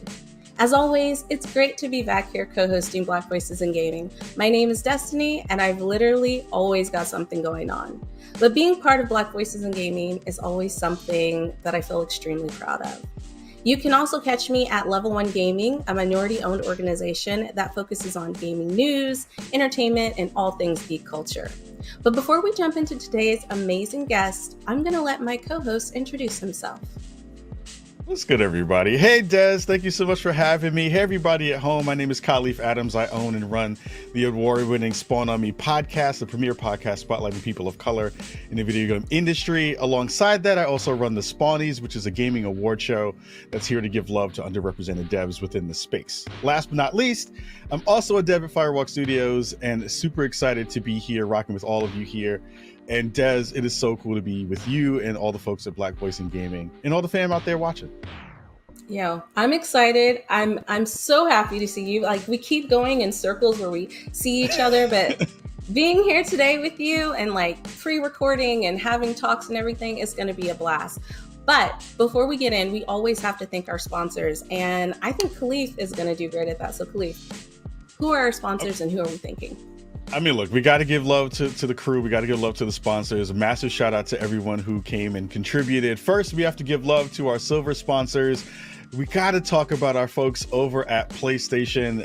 Massive fan of everybody who's doing that work over on the Sony brand. I know I just got my PSVR 2, rocking it in virtual reality. Des, how are you doing? How are you rocking with the PlayStation 2? Oh my God, listen, I want one and I just haven't gotten it yet because I'm a little scared of virtual reality. You know, I might get in there and not want to come back out. I have been there. I've gotten there for sure. It has been a rough time staying in virtual reality because I don't want to leave either. But we got to talk about our other folks over at ID at Xbox as well. Wonderful folks over on that team, making sure that the indie space is getting the love that it deserves. What's up with you and ID at Xbox? Whoa, I just got my Xbox and look, I'm loving it. And also I'm looking forward to getting a Black Panther themed Xbox. Just if they have any in the background that they have any spares, I'm open. I have a space on my shelf ready for it. You're ready to Wakanda forever your way through all the games. Wakanda my way forever through all the games. You already know it. I love it. I love it. Last but not least, we also have from our silver sponsors, we have our friends from Riot Games. I have been digging into the new season of Valorant a ton, getting my butt kicked all over the place. But you've been rocking some Riot Games games? Listen, I tried out League of Legends when I lived in South Korea, and I will just tell you the skill, and I don't have it. I don't have the skill for League of Legends, but I do enjoy all of the things that they're putting out. The trailers, the female characters, like, is dope. So Riot, you've got a fan of me, even though I'm terrible at your games. As a former writer, I got to give them the big daps for all the work that they continue to do. We also have our other sponsors in Raw Fury, Razer, and our friends over at Wilson Sonsini, giving us some love as well and helping our event go smoothly this year. So super excited about all of our sponsors. And yeah, Des, what do we got next coming up? So we could not do the show without thanking our broadcasters. I don't know what's wrong with me. I can't talk this morning, but that's right. Let's not forget them. We have Twitch Gaming, has been there from the beginning. IGN, you guys know what's up. They actually did like a roundtable with us last month to talk about the importance of Black voices in gaming. Huge thank you to them. We have Game Jolt. We also have GameSpot and Steam. Now listen, speaking of Steam, don't forget to check out the Mix event page on where you can learn more about Black voices in gaming titles, buy the available games, and add them to your wish list. Remember, wish lists are super, super important, so go do that. It helps the devs a lot. Not only that, let's talk about donations. Let's talk about merch. Let's talk about socials. Because as I said before, Black Voices of Gaming has gone from a showcase to a nonprofit. So listen, we're going to make it super easy for you. Get your phone. Pull up the screen where you can like take a picture, grab those QR codes, and please, if you feel it in your heart, please donate. No amount is too small, and we truly appreciate all of your help. Also, check out our merch. Guys, we have some dope t-shirts. If you want to look fly, then you definitely have to get a Black Voices in Gaming t-shirt. Not only that, if you want to keep up with us, remember to follow us on BVI Gaming at Twitter. That's BVI Gaming, and Black Voices in Gaming on YouTube and Instagram. So now that we've said our thank yous, we've shouted out our appreciation, it's time to get this show rolling. Khalif, what do you have for us? Tell us a little bit about our first guest. Who's coming up next? We have a fantastic guest in Xalavier Nelson Jr. We're going to be talking to him about his game El Paso Elsewhere. Super excited about that game, which, you know, brings a lot of the fun Max Payne vibes that we've been waiting for and hoping for in a game that we haven't seen in a really long time. So excited to talk about Xalavier, and let's talk to him right about now. 98% of me is screaming in pain or exultation. Glad for an excuse to fall.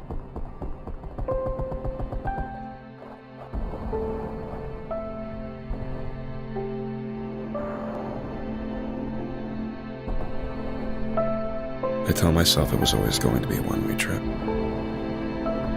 That's what love is. It's a trip between who you were and whatever the hell you become next. I need to know that you believe, so I can too. Ready? 1, 2, 3.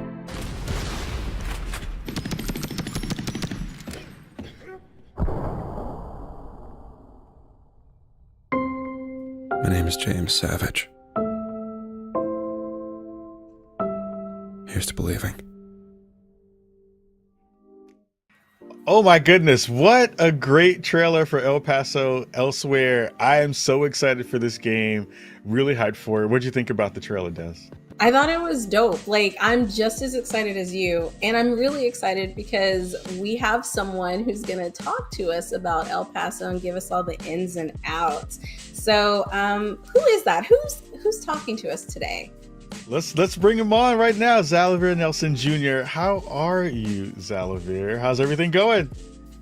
Hey folks, I'm doing great. It is a Thursday, and the fact that I remember it's a Thursday means that I'm doing real good today. Shout out to Thursday. Shout out to Thursday. Shout out to Thursday. Give the folks at home a little bit of info about you, about what's going on in your world, and talk to us a little bit about El Paso Elsewhere. Yeah, so I am a prolific creator with over 70 credits underneath my belt. I've done stuff from writing to Whoa, production I don't mean to interrupt you, but that is dope. 70? Over 70 in the past 7 years. I'm a little bit That tired. is wild. Well, I mean, like, but that's great. Like, big ups to you.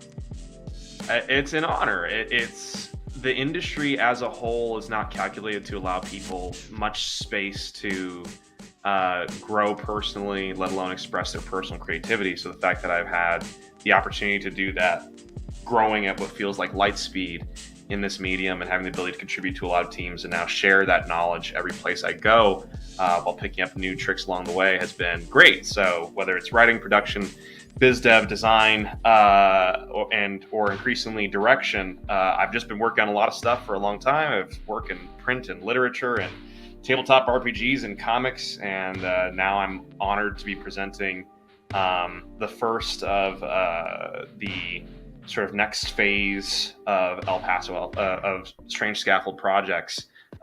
Those projects being El Paso Elsewhere and Sunshine Shuffle. We've got 6 games in development. Those are the 2 that are above water, and our hope is to reveal the rest of them before the end of the year. To really show y'all what we're pulling together and the level that we're operating at when we're trying to, as the studio motto goes, build games better, faster, cheaper, and healthier than the industry assumes is possible. I mean, you and the team continue to pump out some fantastic and amazing games. You go from dogs running an airport to trading organs in space, and now we get to El Paso Elsewhere. I got to know how the through line went through from all of those conversations to what we got a chance to see in the trailer today. I think the big thing that I use to direct the visions of these projects is just, do I need to make this game before I die? And the answer in this case was, vampire tragedy.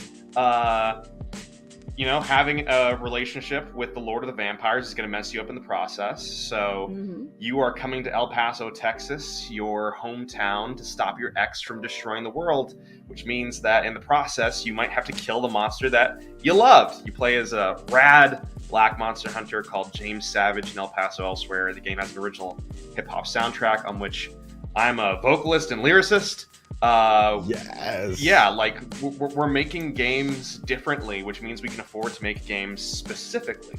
Games that hit specific emotional ranges, new production processes, wild things like producing a full-on experimental horror hip-hop album on top of building a Max Payne spiritual successor for a genre that has been pretty undertouched. The throwback third-person shooter basically hasn't been made in the past, decade plus. So getting to explore that territory and do that in style while also having running simultaneously things like Sunshine Shuffle, where you're playing cards and exchanging stories with cute, adorable animals who did a horrible crime 12 years ago and are telling you how and why they did it so that they don't get executed by the mafia.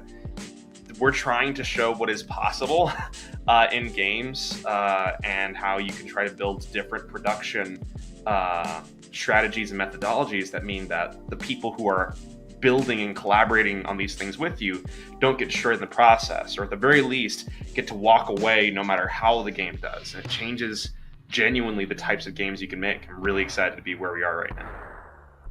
That's what's I love that. up. Oh my God. And listen, like, it just sounds like you wear so many different hats.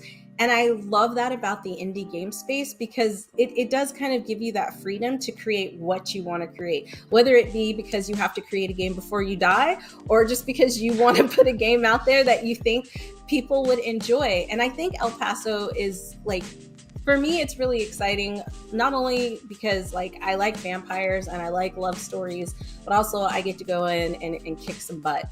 And I think that's incredible. Like I didn't even know I needed this game until I realized I needed this game, you know? So that's the goal. We want to bring people games that they don't know that they need yet.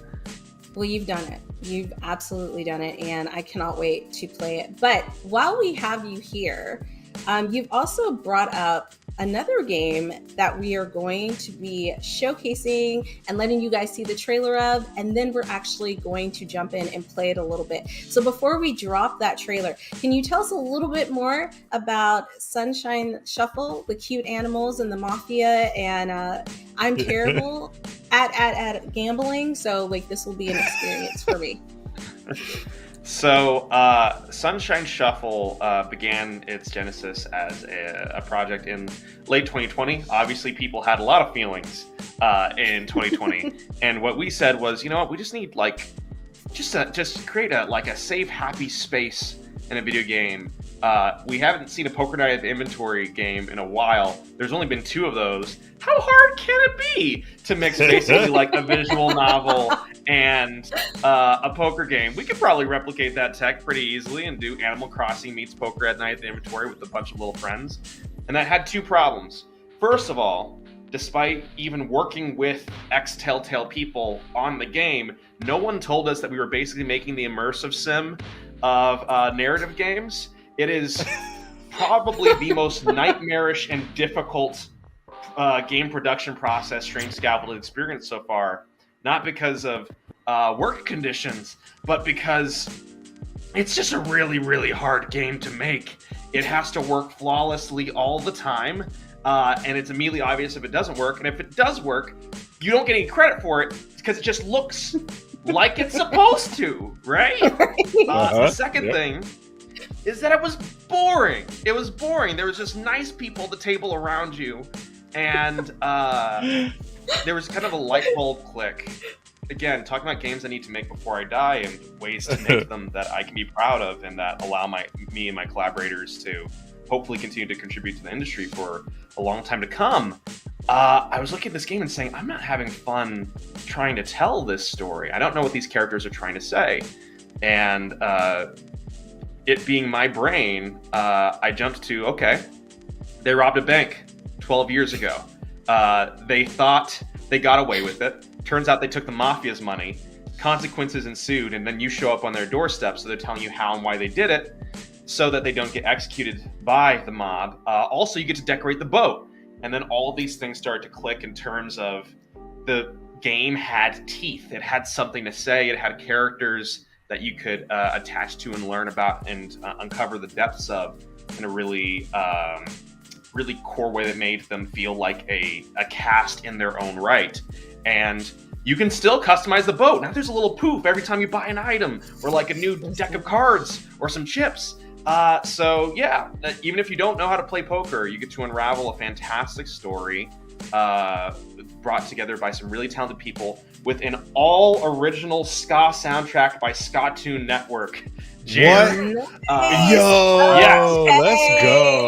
Let's go. So every game we're making has a huge every game we're making has is taking these big creative swings with collaborators both that you've heard of and that you haven't heard of at all, and especially taking big swings musically because the games industry is full of cowards who won't fill their soundtracks with ska, and I'm excited to break that trend.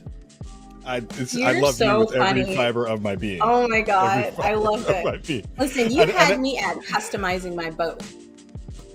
I can customize my boat. I can decorate my boat. Like, yes. But I'm sorry. It's technically their boat, but if you want to repossess it, that's on you. That's if I'm playing the game, it's my boat, and it's gonna look the way I want it to look, and they're just along for the ride. Well, I know we have some world premiere. I know we have some world premiere footage. We're gonna check out the game and get some time on the sticks with it right about now. But also, hearing you talk about the game in that way, it reminds me of Heat, in the movie Heat. And I was just thinking, because of the animal component in this game, you needed a subtitle for Sunshine Shuffle. You could say Sunshine Shuffle, dog in heat. That would be kind of an amazing under. Listen, when you download the 18 plus patch, sponsored by Spawn on Me, Khalif Adams. I will pony up that dough. And with that, folks, subtitle. No, we're not even going to continue the dog in the heat conversation. With that, we are going to go to the trailer. Here we go, everybody. Hope you enjoy it.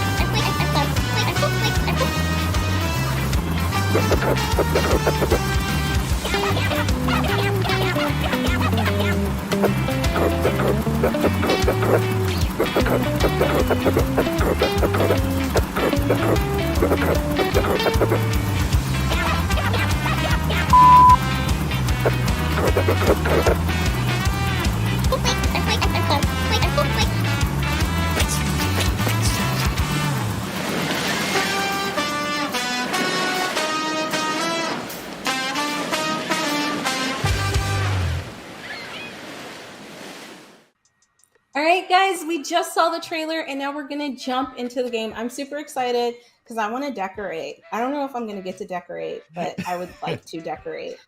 So let's start a new It depends on how good you are at poker. Ooh, I told you I'm terrible at poker, but Khalif said he's good at it, so he can help me. Flush. 3 of a kind. Two pair. 2 pair and a Dougie.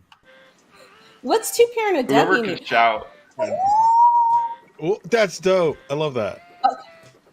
Okay, so the new face. Well, not new to me, but we'll cross that bridge with the others when we get to it. All right, homie. I don't suppose you're in the mood to reveal this deal you've concocted. Maybe. Well, I don't mind. If you're getting polite, I'll just throw you overboard. It's a big ocean. Dang, threats already. But if you won me over, the rest of the morning shift would take to you like pig to butter. Okay. I like the text animations on this too. Yeah. I love stuff like that. The sooner we get started, the sooner they get their lives. And the sooner I can get to know you too, mysterious investigator. I feel like he's hitting on me. Do you guys feel like he's hitting? I feel like he's hitting on me. You might be trying to get the digits. Speaking of, who are you? What do you want to? You know what? My name is D-E to the Z. Des. You guys continue. And I'm gonna be. Oh my god, can I be a cat? Okay, we don't have a lot of time. I'm gonna be a rabbit. I'm gonna be a frog. I'm gonna be a frog. This is the big. This is the big moral choices that we don't often get in games. I mean, It's so hard because I love rabbits and I love frogs too, and I didn't see a cat. So lovely. If you're sure about that, we can get going. I'm sure. I'm actually not sure. And this is one thing that we do to alter the formula for Poker Night the Inventory is you could have dialogue options now. Guide the story a little bit yourself. I like that. That gives you more immersion. Okay. Without further ado, welcome to the boat that crime bought and love keeps afloat. He is totally hitting on me, guys. Okay, welcome to the SS Sunshine. Okay. All right. Ooh, you hear the music change? Let's go. I love Skytoon too. So talented. Oh, this is so good. Oh, this is so nice. Oh, this is so good. I'm digging this. So talk a little bit about how it was to work with Skytoon. Skytoon is it Skytoon? Skytoon? I think you probably have it right. Skytoon is incredible. Jer is an incredible collaborator and musician. We also worked with RJ Lake for the music on this project for some of the interstitial bits, but Skytoon was an incredible collaborator that kind of They're the DNA of good ska that you're hearing right now. Ended up permeating throughout the entire project. I'm really glad we got to work together. Those horns are hitting. So you might want to press B through so that you close this. So I don't have to go through all that? Okay. All right. I'm It ready. looks like they're playing Texas Hold'em style poker. Got It is Texas Hold'em. Let's just get through like one round of this, like if we can. I have a 5 and a 9. So what do? Do I raise 20? Do I call 10? Do I fold? The pot is 25. Ooh, I want to hear Zalavir's take on how to play this hand. This is going to be good. I like this. Raise. It's a short life, and if you go bankrupt, they probably aren't going to do anything bad at like push you overboard or whatever. So just raise. Raise every time. That's what I do. Go big. Go big or go home. Good call, hopefully. Yeah, I'm hoping so. Zalazar is the one who like told me to do it. Okay. Let's go. Animals have good banter. Let's raise again. Oh my god, I'm scared. This pot has already gone to 200. Yeah, no, we're probably gonna get thrown overboard. Andy just folded, so we're at 280. Okay. All right. Dez is bullying the pot right now. We see it happening. Oh, this is a very bad hand for you to be so invested in. Yes, it is. You might want to fold, actually.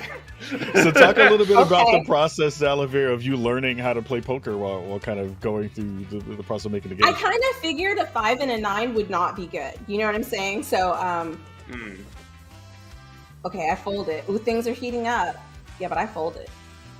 So, like, now that's a good play. Okay, Billy. Did you learn a lot about the process of playing poker while making the game, Zalavir? My team did. It's been 2.5 years. We're close to launch now, and I don't know how to play poker. I learned like 7 separate times, and then I just forgot after a little bit because there was different parts of the project and things like El Paso Elsewhere to like go over to. And by the time I came back from writing a neo-noir love tragedy, I forgot how to play poker again. Well, I mean, it like, works that way.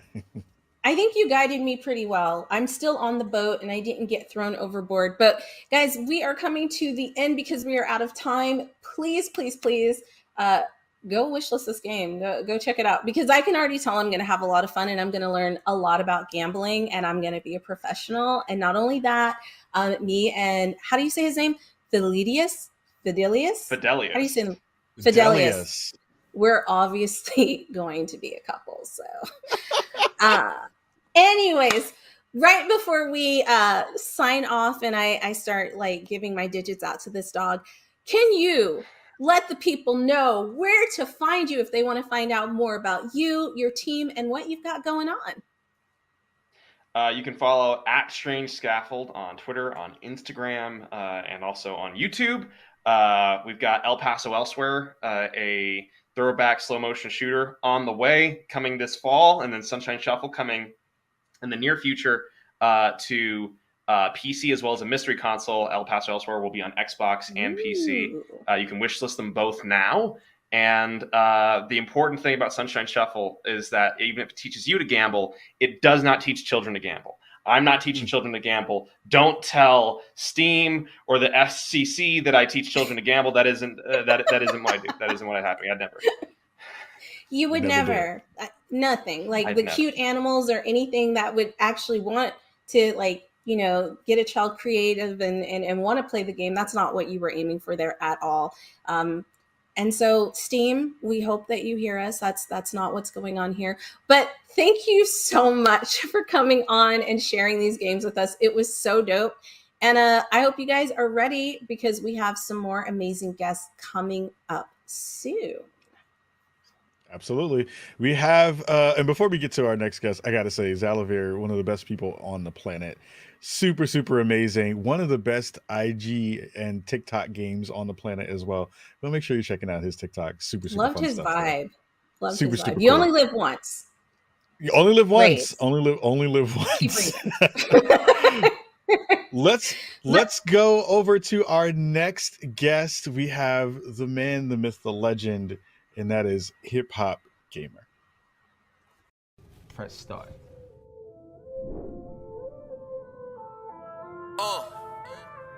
Hip Hop Gamer. Press start. Yeah, you know what time it is. Yeah, you know what time it is. Brooklyn. Yeah, you know what time it is. Hip Hop Gamer, no stranger to danger. Record breaker, shot taker, playmaker. I show nothing but love, that's how I got greater. For those that don't see it, they stay stuck with the haters. Hip Hop Gamer, no stranger to greatness. So drop that gun gameplay, I overwatch that. Biggie Smalls, life at the depth, so we respawn back. Red dot, headshot, red spots on your hard hat. This is what New York sounds like, and it's all that. Concrete core killer, rap game, raw spitter, frame data, play sicker, so you gotta aim quicker, backed out, ready for war. We got the painkillers, feeling like Mike in the game. Ow, Thriller. This is New York City, we the home of the gritty. Gotta feel me, put the game on. And if you really ride it with me, throw it up, press start, play a part when we pop on.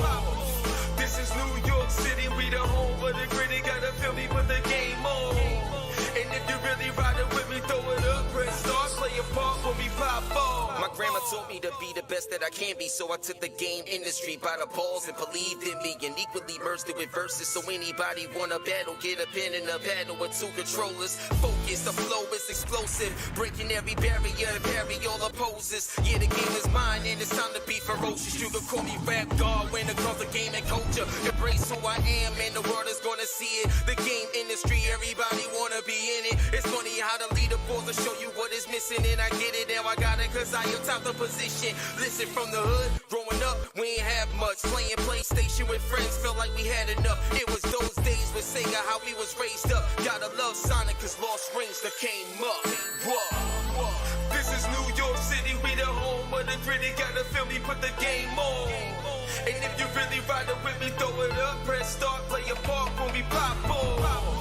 This is New York City, we the home of the gritty. Gotta feel me, put the game on. And if you really ride it with me, throw it up, press start, play a part when we pop on.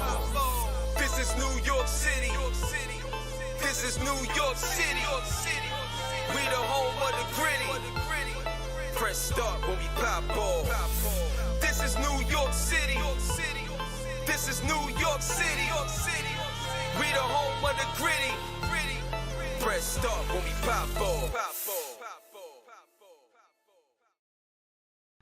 Oh my God. I know you guys were bumping to that video. Like, it was incredible. And listen, we have the one and only, the infamous Hip Hop Gamer with us today to talk about his music, his journey, and all things gaming. What's up, Hip Hop? Are you in the house? Yeah, you already know what it is. You know what I'm saying? Black Voices in Gaming. The GOAT of the game is right here. Hot 97 is going down. Love you, Destiny. You already know what it is. Let's get it popping. Let's talk that talk. You know what I'm saying? And you already know, keep it real with me on here. You know what I'm saying? The realest is right here. So let's get that talking. You know what I mean? Absolutely. Let's go. That's what's up. Oh my God, I love the energy that you're bringing to this. Like, you get me so hyped. Yeah, that's the way it's gotta be, baby. Let's get it. No, you're right. Positivity. So listen, I wrote down a few key points, and the first thing that I want to ask you, super random, but I heard something about a wrestling belt, and I just can you tell me about the wrestling belt, and then we'll jump into like all the other stuff. But guys, the wrestling belt, like, it's been on my mind. Tell me about the wrestling belt. Gotcha. So the wrestling belt, it has sentimental value because I was always like my grandmother's champion.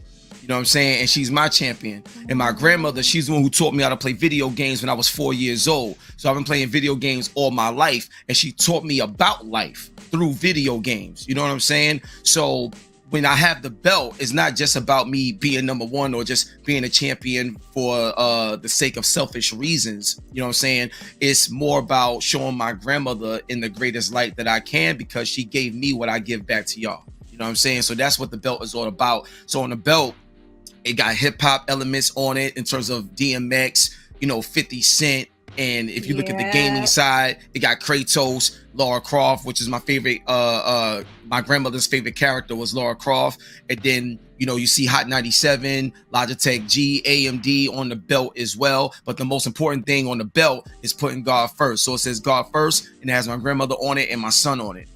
So my belt is a #1 representation of everything that makes me me, and what I give back to the industry and what I give back to everybody in daily life that encounters me. Period. Yo, that's what's up. I didn't expect that story, but that was so touching, and that was super sweet. And the fact that your grandmother is the one who got you into gaming, and big ups to Lara Croft, because she is the baddest bee. So I can see why she loves her. Yeah. But all right, that was amazing. That was amazing. Thank you. All right, I'm sorry. I took it off the rails. We usually start with tell us about who you are and what you do, and we will get into that now. But I needed to know about the belt, and I'm glad that you shared that story with us. But I appreciate it. Tell us about you. Oh, go ahead. Well, like, just to set the tone, ain't nothing like traditional, like, or regular when it comes like to me. You know what I'm saying? So you do what you do, and we here. You know what I'm saying? You don't have to worry about, you gotta stick to no script. You know what I'm saying? Like, I am the action, we are the action. So let's get that popping, yo. So you can ask me whatever you want. You know what I'm saying? What's up. So let's get it. All right. Yep. So let's tell our audience a little bit about Hip Hop Gamer, who he is, what he's doing in the industry. Like, we want to know all of it. Give us the 411. Got you. So the first thing is, just with Hip Hop Gamer, you know, my goal is to be #1. Period. Like, I don't call myself the GOAT of the game for nothing. And the reason why I call myself the GOAT of the game, because you can't be the GOAT unless you take the hits. Period. So the thing is, if you date back to 2008 and stuff like that, that's when I first got into the gaming industry from a professional standpoint. Shout out to my man Torrance Davis, who had a website back in the day called thebitbag.com. He discovered me and gave me opportunity to go to E3 for the first time. And when I went to E3, yo, and this is 2008, yo. So when I went to E3, yo, that was the biggest game changer, because I got a chance to understand the other side of the gaming industry. You know what I'm saying? See, I only knew it, you know, like how most of us knew it, just from a fan perspective, just seeing things. Now I get to understand how the bottom lines work. I get to understand who's in control, what happens, why things happen. And I just kept studying and learning and building up, you know, my brand by understanding how the industry works. Fast forward to today, 2023, you know, I'm the first game journalist to do a lot of things. And that's important to me, not just to be the best, but not just to be the first, but I want to be the best at what I do and the first. And if I'm not the first, I want to be the best at what I did, even if I wasn't first. So let's break it down. I'm the first gamer to bring gaming and finance together on the biggest spot ever. And that's the New York Stock Exchange with FinTech TV. You know what I'm saying? So that was a barrier breaking moment right there. That's one. Two, I'm the first gamer to bring gaming to radio in the form that I'm doing it. Now, I want to give a big shout out to my boy Godfrey, you know, Gamer Tag Radio, because I know at one point in time he was on CBS Radio doing this thing too, talking about games. So much props to him.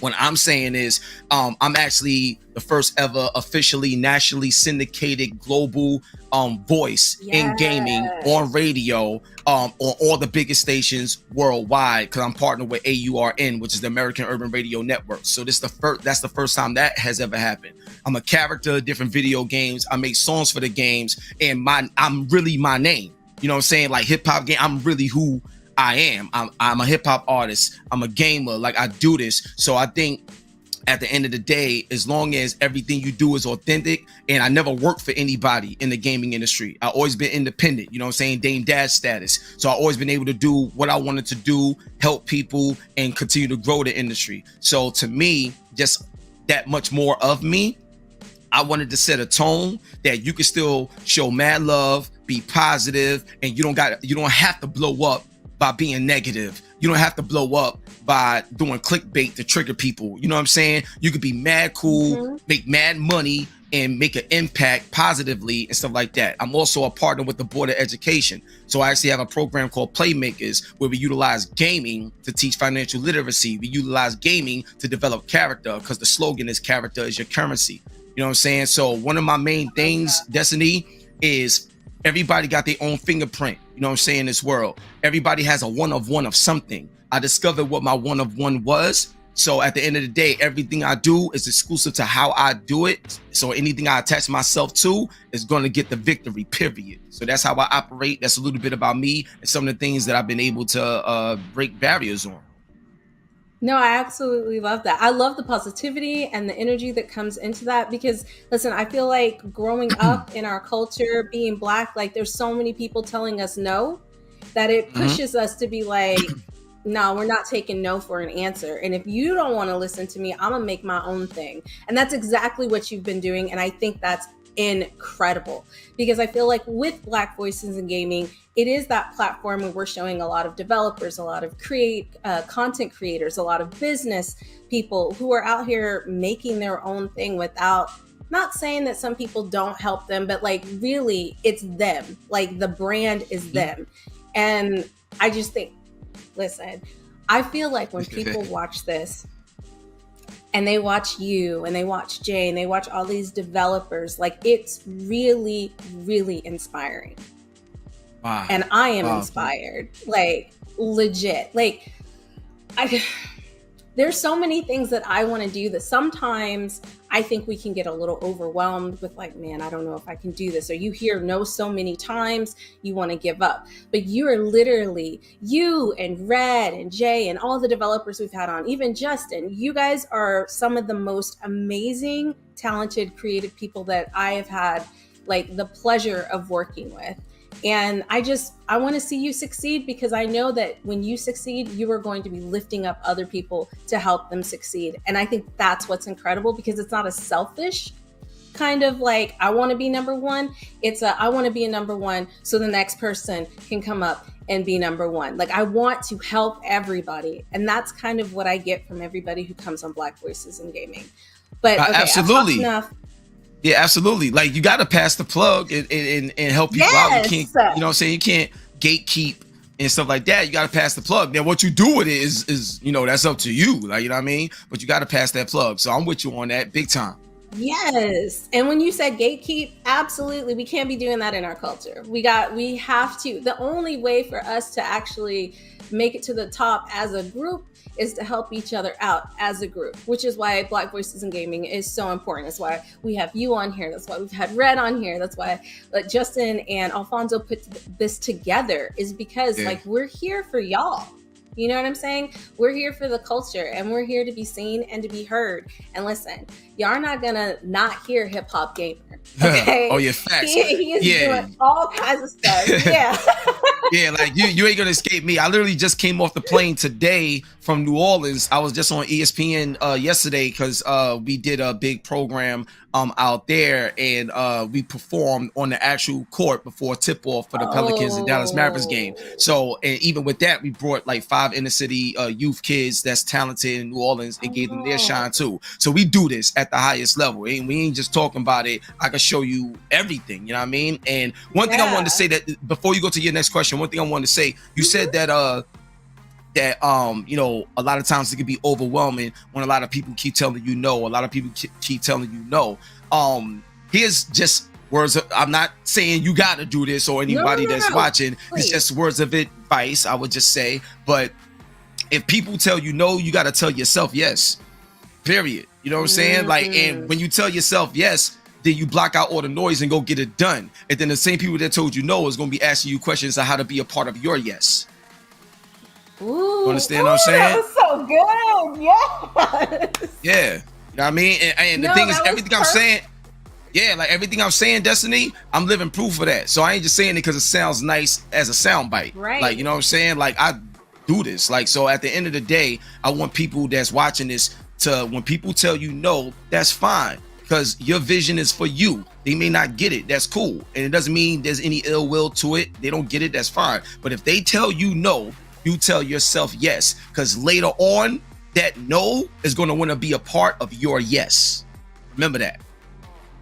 Absolutely. No, that's facts. And you're living proof and you're living in your truth. And I appreciate that. That is some of the best advice that I've ever heard. Like it's short, simple, but like so real at the same time. So I appreciate that. I need that advice at times. So yeah, I definitely know that people out there will probably appreciate hearing that. And I'm all for it. So one of the questions I wanted to ask about, because we kind of talked about your wrestling belt, which was what I really wanted to know about. We talked about your gaming career. Let's jump into your music career, because listen, that video was fire. Like, wow, you are thank so talented. Yeah. Thank you very much. So you know what's interesting? So on the music side of things, just to give you a bit of the history, I wasn't always who I am today. You know what I'm saying? So I grew up East New York, Brooklyn, born and raised, you know what I'm saying? And that was a completely different environment for real. So what happened is they used to call me Jackal Flares back in the day. They used to call me Jackal. I was a completely different person. You know what I'm saying? Everything was gangster rap, cursing here, wilding out, ready to pop off. It was different, right? So my Lord and Savior Jesus Christ changed my life. My grandmother helped bring me to that point. And one of the things that changed my life was I used to work in the mailroom for all the record labels, Def Jam, Rockefeller, Bloodline, rest in peace, DMX, Dipset, everywhere. I worked in the mailroom, Universal Music Group, all of that, right? And I used to play my music in the mailroom. There was this one guy, I don't even remember his name. It's such a long time ago, but I don't remember his name, but he was a tall dude, like dreads or something like that. And the thing is, he said, yo, you very intelligent. Why do you always curse all the time? Like, why make a song without cursing? So I've always been the type of person that was up for a challenge, right? So I made a song without cursing, and he was like, yo, that's amazing. Now do it again. And then over time, it made me realize that, wow, like when I performed like this, I was no longer being edited. I didn't have to be edited because I'm broadening my vocabulary. I can just say what I got to say without having to edit anything. And then the second thing is I started to translate into my daily speech over time. You know what I'm saying? So now in my regular daily talking voice, I don't curse. You know what I'm saying? Like, I don't drink, I don't smoke, I don't do any of these things. I'm a family brand. And the thing is that changed my life on that concept is when I got offered a record deal, me and my peoples, me, my family, my brothers and stuff, I was 14 years old and I turned the deal down. Like MC Shan and everything from back in the day, the Book of Bridge. Yeah, I had record deals like offered to me. And I turned it down because it didn't feel right what I was about to step into. So I had a whole different purpose that I didn't understand in these moments. So fast forward to today, I'm able to write about music, write my music about games, write about anything. I don't use curse words. Everything is positive and uplifting. And if I'm battling somebody, I can still battle somebody without being vile and vulgar with it. I have my own style of doing it. So to me, it's a humbling honor to do the music the way I want to do it and put it in the areas that I want to put it and utilize it as another anchor to build my brand and inspire other people that, yo, the same dude that made a song for Watch Dogs 2 is the same dude that was rapping, with Sheik Luch from the Locks in the mailroom. Like, you know what I'm saying? It's a different impact, and I'm the only one that can say that, in the culture right now. So I'm very excited about what's to come musically, and stay tuned because I have something already ready to go. It's just a certain time frame when it's going to come out, but I got something that's going to surprise a lot of people. Let's just say hashtag gamers can rap, and I'm gonna just leave it at that. Okay. Well, because it ain't just me. It ain't just me. Shout out to Mega Ran. You know what I'm saying? Shout out to my man Dan Bull. Shout out to Richie Branson. There's others, but gamers can rap, and you're gonna see something different. Oh, I'm excited because I grew up listening to rap music. So yeah, of course. Being a gamer and listening to rap music, you'd be sitting there gaming, and then you would have like DMX on, or you'd have Tupac on, you'd have Biggie on in the background as you're playing. But having you be integrated into games like this is why I'm excited. I'm excited because it's not just them taking our music and using it for their games. It's literally us making the music for the games. Do you know what I'm saying? Yes. And that's so important because you have that saying where it's just like they like everything that we produce, but they just don't like us. You know what I mean? Yeah. So that's why we're coming up and we're showing that there's a huge difference where you're opening doors that have never been opened before, and that is incredible. And I want more people to walk in, and I just want more people to walk in and elevate, because it's not, look, man, you can't do it by yourself. You're not going to find success by yourself, and who you going to share with if you're by yourself? So it's like, come on. Right. Let's get it. Right. And I think one of the things that's so important, and then we'll wrap it up, but you're not stepping on other people to get to the top. And I think that's really important. I think a lot of people need to understand that you do not have to step on people. You don't have to tear people down to make your path or to create your path to get where you want to be. And if you think you do, we literally have an example of someone who has not done that and is here telling you right now how he's done it, what he's continued to do, and how he's opening doors, hoping more of you who might be interested in getting into gaming, getting into music, can walk through. And that's so amazing. Yep. That's amazing, because you don't have a lot of people who want to help other people out, and I think this is incredible, and I'm so happy that it's crazy because people about it. Yeah, because a lot of times most people, they operate out of fear and scarcity. You know what I'm saying? So if you operate out of fear and scarcity, you may hurt someone not intentionally, but you thinking about yourself because you got to survive. And if it's me or you, then, you're going to choose yourself and step on somebody else just to get something. And I think that's foul. You know what I'm saying? A lot of times people will put you against somebody just to be able to get further in your career. Then you got to ask yourself, where do you want your career to go? Because it ain't going to last long.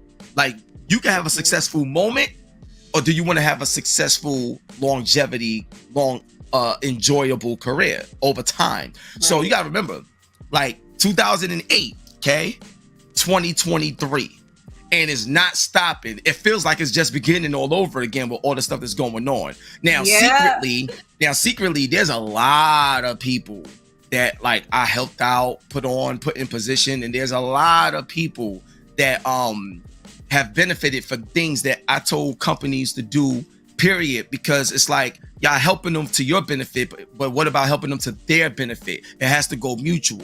So there's a lot of things that's changed behind the scenes that people may not be aware of that I had a hand in. But what I will say is right now in this climate, I am ecstatic to see a lot of people starting to get theirs and get what they deserve. It is everything to me. And I always like, what do you need? What's your goals? Hit me up. I know this person. Boom. Or go here. You need to be here. Boom. Like, it don't take away nothing from me. Like, you know what I'm saying? There's only one hip hop gamer. Go, I do this. At the same time, look it around you. Black Voices in Gaming is the name of this joint. You know how many out there? Like, they got mad things popping off. We supporting everything. We lit. You know what I'm saying? So I'm going all out. I'm like fire emoji on everything. Yeah. We moving. Let's go. So, yep. Oh my God. I love it. Well, that's it for us. We got to wrap it up. I could talk to you all day. We got to connect. Red, we got to connect. Tell her I said I love her. Guys, you've Denise seen said she loved you. She hosted with me.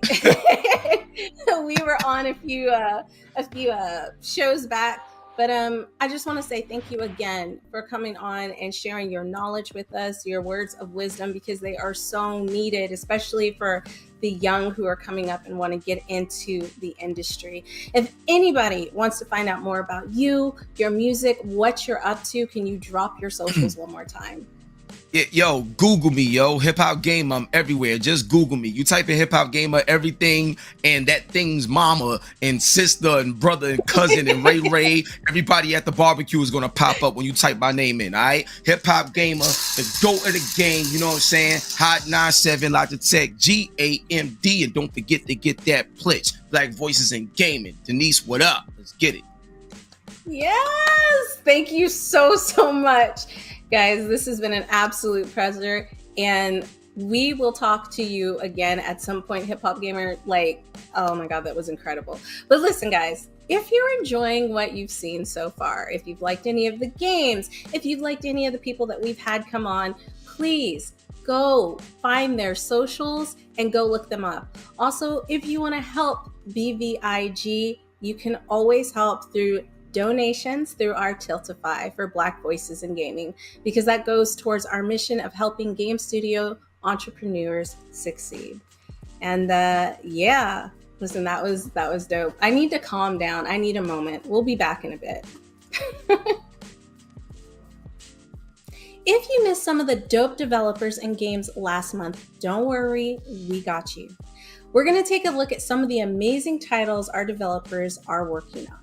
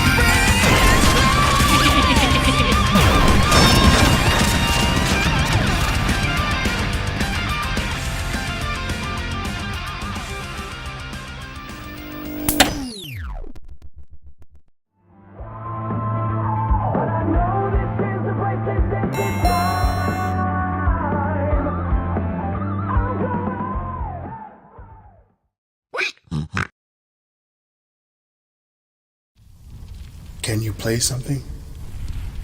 For their friends and family.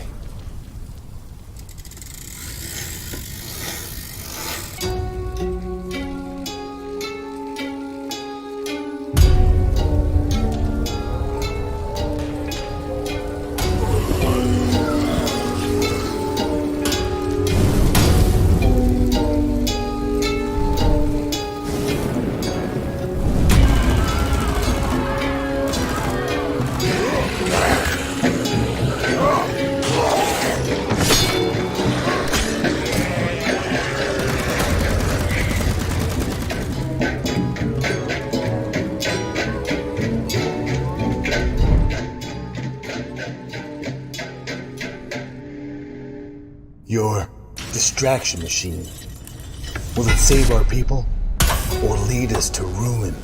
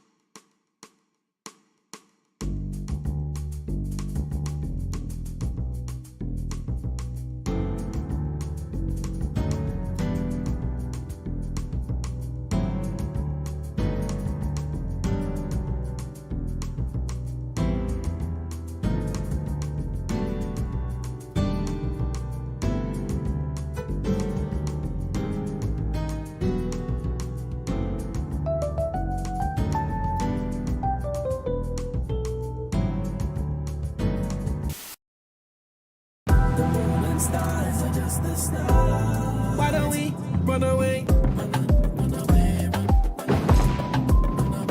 Run away, oh. Why don't we run away? Run away, oh. Take my hand and let's fly away into the night sky. They must sit and now watch as we fly by.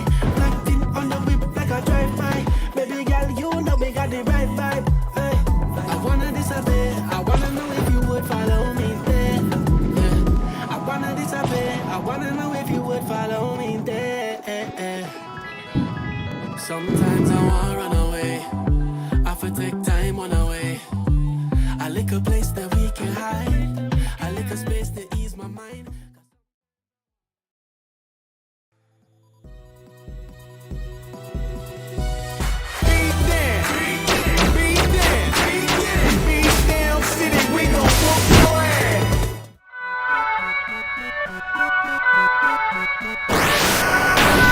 Moneybags News Network proudly presents your #1 source for your current events. Of course, with a little of my commentary sprinkled in. Oh, we got a guest today. Before I bring him in, Beat Down City still wildin'. Run by some tyrants whose lifestyle the foulest. Law enforcement so childish. Knowing it's wrong, but they won't do a damn thing about it. President's gone, a victim of kidnapping. We keep screaming and still nothing happens. Man, it's driving me insane, making me wanna up and suplex a train. Anyway, when we get back from the break, we gon' meet someone who has something important to say. So grab a little snack or something cold and just chill to the next episode. Come on.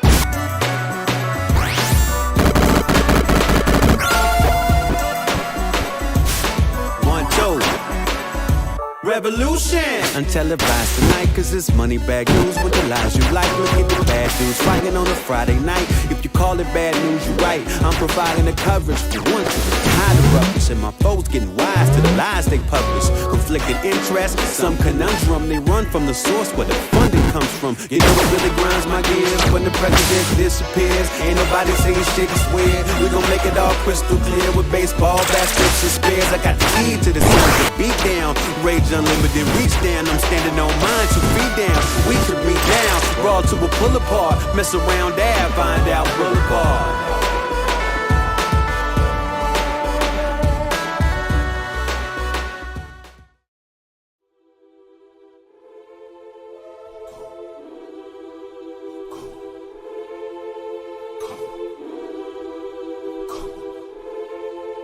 Like low, moon high. I can see you home through a fog light. My hands getting cold, long nights. Skin pale, black bird, we'll be alright. Setting sail in the mist, keep it kid close. See the try going in, what we here for? Throw it down, let me hold a couple arrows. But a claim, I'm a lane, let the string go. Now we know we don't have time now to fight back.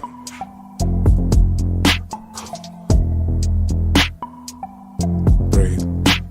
We don't have time now to fight back.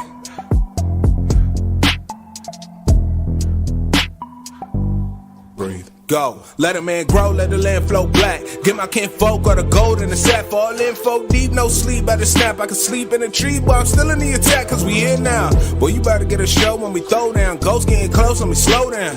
Whoa, gone looking for a throw now. Till we gone, if it's water in sight, then it's on now.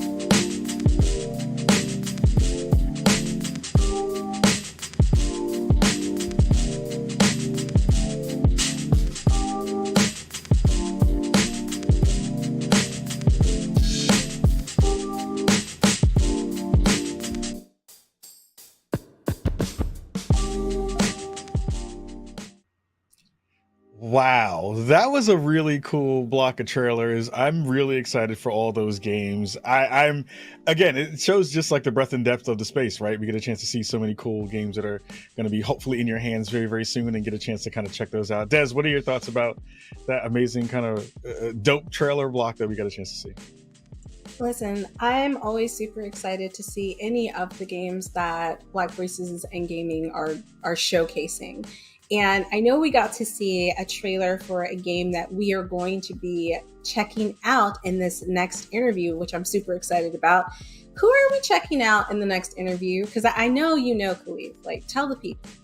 Absolutely. We get to bring our friend Joseph Hooker to the stage to talk about Trigger and talk about this wonderful game that's coming into the space. Joseph, let's welcome you to the stage and get to hear more from you about all of the work that you're doing in the space and how you got here.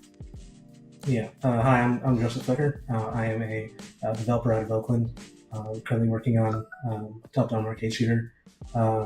I started out just as a kid in high school, making video games as part of a social outreach program.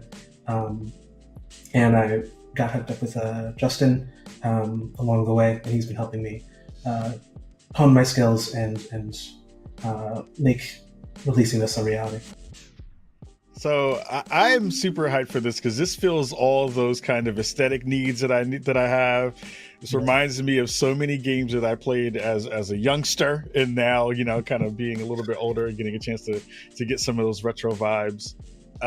Talk to us a little bit about Trigger and how you thought about this game coming into the space.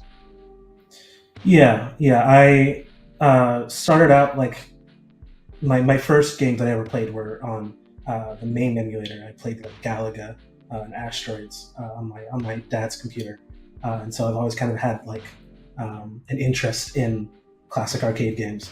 And so coming into it, like on my first like solo game that I ever wanted to make, I decided that I wanted it to be something that kind of scratched that itch for me, and also felt like how I would do it given what I know now and kind of the modern techniques that can be deployed now that we've kind of come so far in the games industry.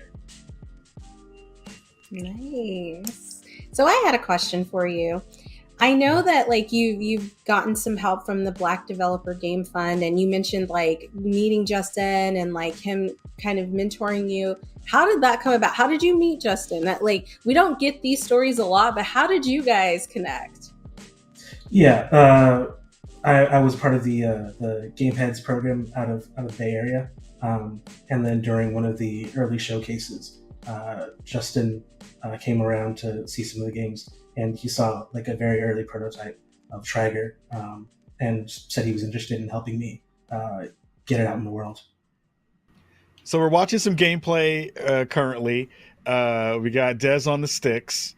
Go through a little bit of info for folks at home who are just getting a chance to see this for the first time about what the game experience is, what the loop is, and how they can best kind of get their score up in the game. Yeah. So the core game loop is you start out as just like a very simple ship that can turn and then shoot different colors. Turning is like with the shoulder pads, and shooting different colors is ascribed to like each individual button on a controller. So like red is B, green is A, blue is X, and your goal is to just it's an infinite wave arcade shooter. So you just keep fighting enemies until you can't anymore. All right, so you got to tell me, Des, how's the game feel? How are things moving? You're wrecking it right great, now. But I'm just, you know what? This is not the type of game I usually. I'm coming from farming and gambling to saving the universe, basically. So I'm just doing my best right now. So I love. Okay. So talk again about the color changes in the game and what they represent for the folks at home.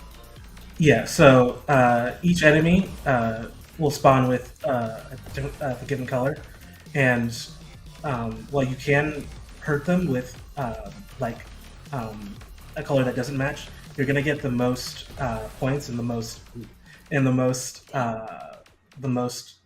drops by doing color matching. So hit the red enemy with the red shot, hit the green enemy with the green shot, hit the blue enemy with the blue shot. Got it. Okay. Yeah. Okay. So that brings in so many different versions or kind of, permutations on how you can kind of play the game and get the best effect once you're kind of already on the sticks. And you talked a little bit about Galaga being an inspiration here. What were some other games you played, throughout your game playing time that really kind of informed Trigger and what you were trying to build? Yeah, I mean, like obviously Ikaruga. Yes. Zero Ranger. That's kind of a newer one that I really loved playing that. Oh during, my during god! the pandemic. Sorry. I just realized that the colors correlate with the buttons on my controller. I am so dumb. Yeah. Oh man. Don't mind me. Yeah. No, I love that. And then there's some like Toho. That's kind of a deeper cut for those who aren't in the top-down scene. And then I was also inspired by like a lot of roguelites. So there's like an upgrade system after you defeat a boss that will modify how you can play the game. So like if you're maybe not all that good at color matching, for instance, for example, there are certain upgrades that'll allow you to like have higher firepower. Yeah, the green things will help. The green things heal me. Yeah. No. Listen, y'all, this is not my first time playing the game. Whatever. Des, what do you rate this off so far? I mean, you're rocking it right now. You're getting it done. I mean, like the fact that I haven't died yet. I'm not gonna say I'm a professional at it, but.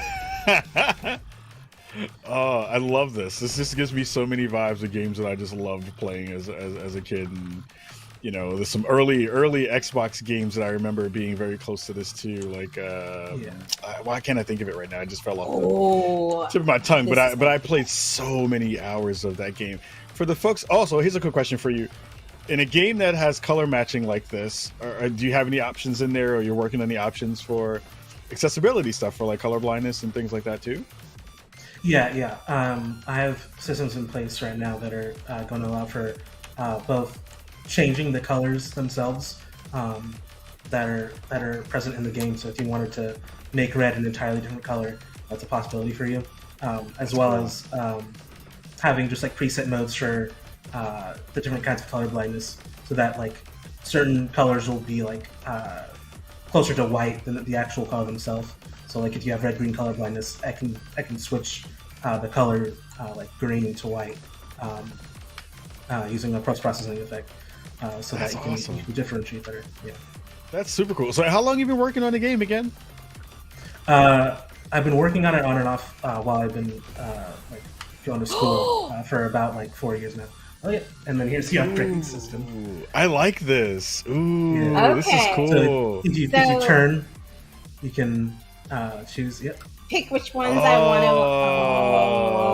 Oh, that's cool. I like that. Okay, I'm gonna go with that one. Just So from do a I- visual oh, aesthetic process, yeah, like even the visual aesthetic of that just really made me happy. That's super cool. I just like that. Yeah, it's very, very clean in that respect too. Okay, blue.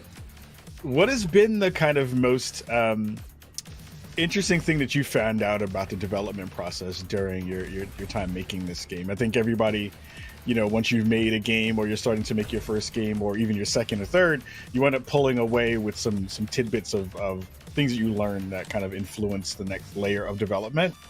What has that been like for you, especially as you're doing this not full time, you're doing this kind of, you know, in between, you know, your schooling and things like that? Yeah, I learned that it's very, like when you're working on a game like this, it's a lot about like what you don't include than what you do include. So like a lot of this is about restraint, like not like going overboard, because it's trying to harken towards certain things and certain aesthetics. And so a lot of this has been like me adding something and then me like going, okay, does this contribute to what I'm going for, or is this like overloading the player, overloading the aesthetic, and kind of clashing a bit, and like kind of going through that process over and over again until I have something that I'm happy with. That's fantastic. I want to be a part of this conversation, but I just can't. I'm like so focused. Anytime you want to jump in with any questions or any findings that you have, it's just totally fine. I got questions on questions. I'm gonna let you handle it. I'm not a boss again. Also, this has really fantastic music. Talk a little bit about that too, because I think that's a driver for games like this in a real way. Yeah. I had an awesome composer come in and be able to develop compose some music for me called Tony Lays, and he just was able to pick up on the vibe I was going for from my initial documents, like from the jump. So it's been very very nice to be able to just like have that opportunity to work with someone like that, and then as well like with just other artists, being able to like work on them with my vision for something. Yeah, I love that, and also the name of the game Trigger is a play on trigger. Is that the call there? Yeah, it's like triple trigger. Sorry, I like that a lot. That's super cool. Yeah. Oh my goodness, this is fantastic. I'm very, very excited about getting my hands on this and getting a chance to play this. Any last thoughts about the process of kind of going through and making this, or again, one of the things that you want to pull for the player who's going to be checking this out? Yeah, sure. I would say like the point of the game is to kind of be hard and to be a bit frustrating. You say that again. And unforgiving at times. So like, I would definitely say go into this with the mindset of like it's designed to piss you off at certain points, because that's what I'm trying to get at, is kind of that classic like quarter eating machine kind of thing. I like that back of the box quote. Bound to piss you off. But I love that. Again, like I think games like this, they give me that old school feel that I miss a lot. I'm a big score hunter, quarter muncher kind of person when it comes to games like this. It feels very much like a game that speaks to that old school arcade feel.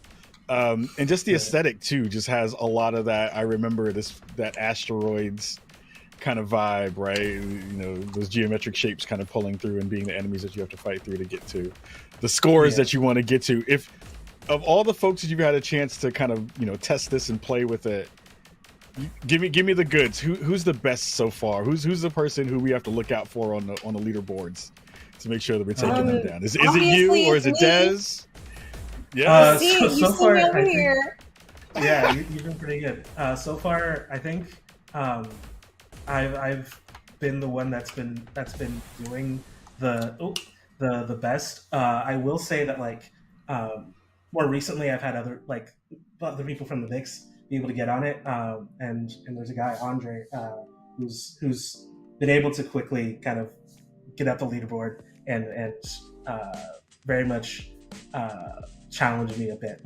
And so I'm making adjustments. So Andre, huh? You're making adjustments, huh? So Andre, huh? We got to come for Andre. We got to get Andre off the boards. Yeah. Look, I'm gonna be practicing so I can get up there with you and Andre.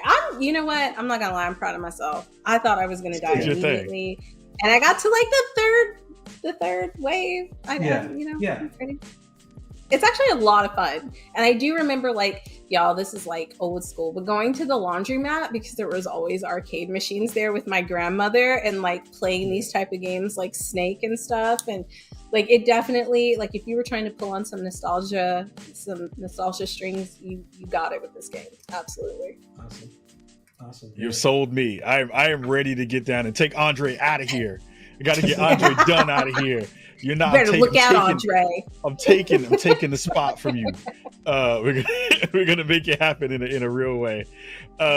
Justin, before we let you go, give the folks at home a little bit more information about where they can find out more about the game, more about your work, and more about Trigger in general.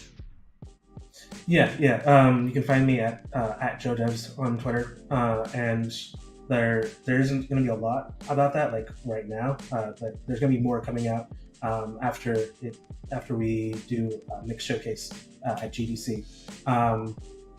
So yeah, stay tuned for updates on that. Yeah. Awesome. Joseph, thank you so much for being with us today. So excited to hear more. I'm finally going to get some hands-on with this. Now you said it's going to be at GDC. That's going to be fantastic. Again, Andre, I'm coming for you. Taking your scores down. Taking you down. Team BVIG. Right?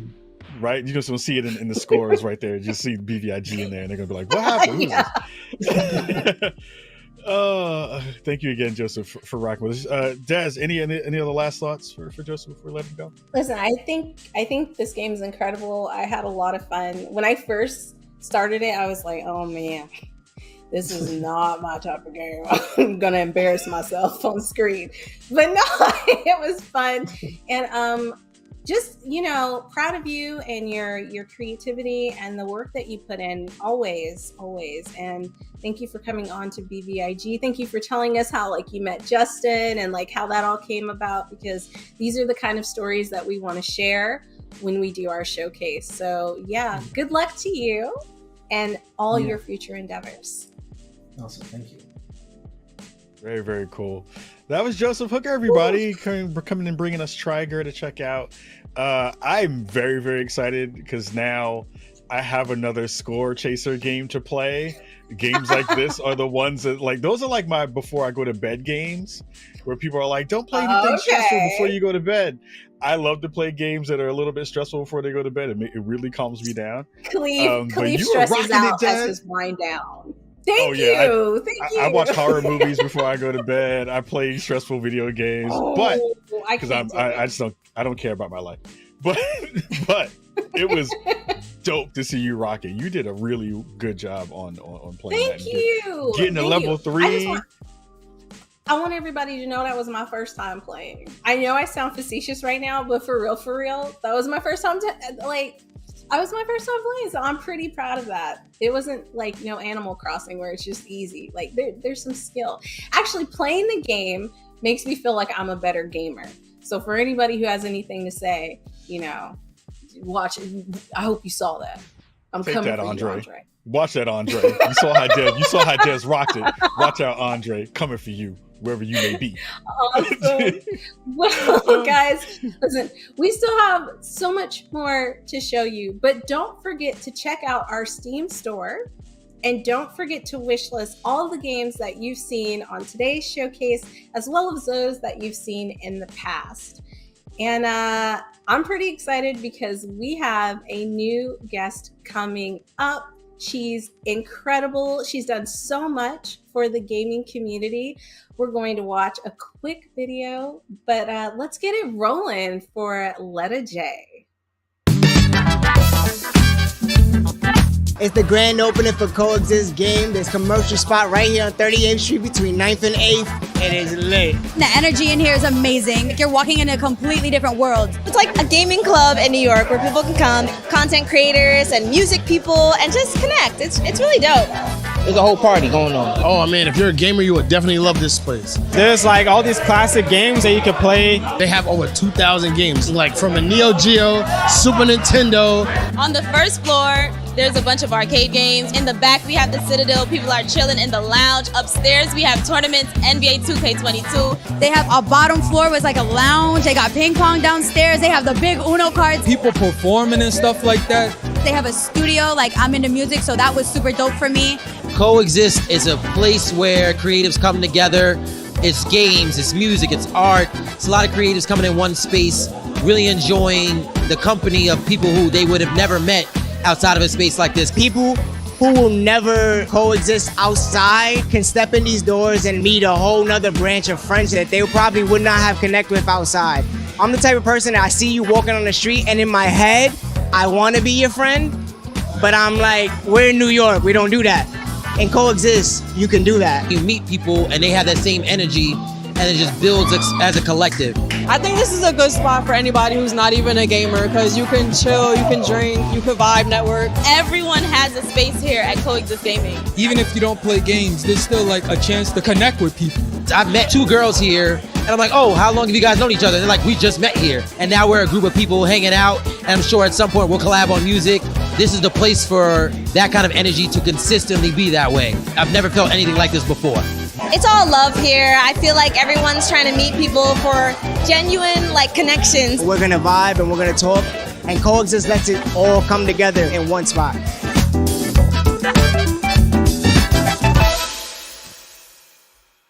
Oh, also you have people that will bust my ass in Smash Bros, so that's too.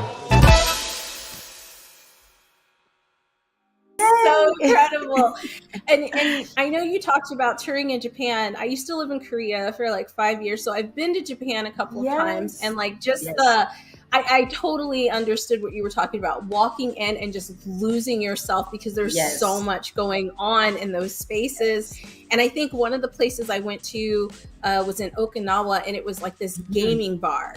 So when I saw Coexist, I was like, yo, food, games, people who look like you, which is so important, loving the same things you do is just, I love that you're putting this together. I can't believe you're listen, I was excited about Coexist, but now you're saying you've got a magazine coming out with cosplay, and that's really important just because I feel like Black cosplayers don't get enough recognition. And they get hated on a lot for cosplaying characters they like. And it's just ridiculous. So I love that you're showcasing that. Can you tell me a little more about this convention? Because I want to go. And I'm sure everybody else who's watching wants to go. So please, give us more details about this. Of course. Well, so, I mean, one of the biggest milestones that I've reached is bringing, we ended up having 3 locations in Brooklyn, and they were all residential spaces. So literally 2 duplexes and a townhouse, because we kept outgrowing them, but they also serve different purposes. The goal was to finally get to our first commercial space, which we did at the end of last year. So we have this beautiful 3-level space, a little under 4,000 square feet, right in the heart of just Midtown Manhattan, steps from Times Square. And the goal is to bring back that convention that we started with in the first place. This amazing experience. But this is going to be a 2-day con. So Saturday and Sunday, 12 to 12, where it's all the things we love. One of the really cool things that we did in the competitive scene was we took, normally you'll go to like a 2K tournament, or you'll go to like Overwatch, and everybody's there to see that particular game. But we would have an itinerary of 5 to 7 tournaments happening in one day. So like 3 o'clock, there's someone Tekken in the PlayStation Lounge, 2K's down over here, Smash is in the Nintendo Lounge. We had Connect 4 tournaments, like really cool stuff for casual gamers too. And it was so inclusive that what was happening is people that were only seeing people that they normally streamed, they actually saw them in real time. So we were really bringing communities together. Boy. And there were so many gamers are creative, right? So we were having we did dance battles, we did live performances, we did cosplay fashion shows, we have anime trivia, and now it's just kind of like up in the ante, so everything is just another level. We actually did kind of a really special event that was the precursor to the Coexist Con. We had Chuck Huber, a voiceover actor, come through who plays tons of characters on My Hero Academia, Naruto, and Hunter x Hunter. And so, it was so dope. So this is why I was excited. At DICE, I met Chris Judge, who plays Kratos, and literally I got his info, and I'm trying to get him to come to a con. And so he texted me, oh my God. I'm like, Chris Judge, just text my phone. And so I'm really excited to bring kind of like, I tell everyone we are inclusive, right? We're inclusive. We don't turn anyone away. But of course, I would be remiss as a woman of color not to highlight and support and represent us. We need that support. And so one of the most exciting things that I'm excited about the con is that we're doing an entire area for developers. So now the developers don't have to be separated from the rest of the community. I want to bridge the gap between esports and development, and this is what that looks like. Oh my God. Look, I think you're doing so many amazing things. Not only are you here, Black Voices in Gaming, talking about it, but you're out there doing it in your own way. And I love the message of togetherness that really it just encompasses the whole thing that you're doing, which is really beautiful, because I think within the industry, there's times that we really separate ourselves, like, oh, you're not a true gamer, or you only play this type of game, and it just doesn't matter. Like, people should enjoy games the way they enjoy it, anime, cosplay, and so, all right, I know this event is happening. Yes, I'm very excited. I'm shaking excited because I want to go.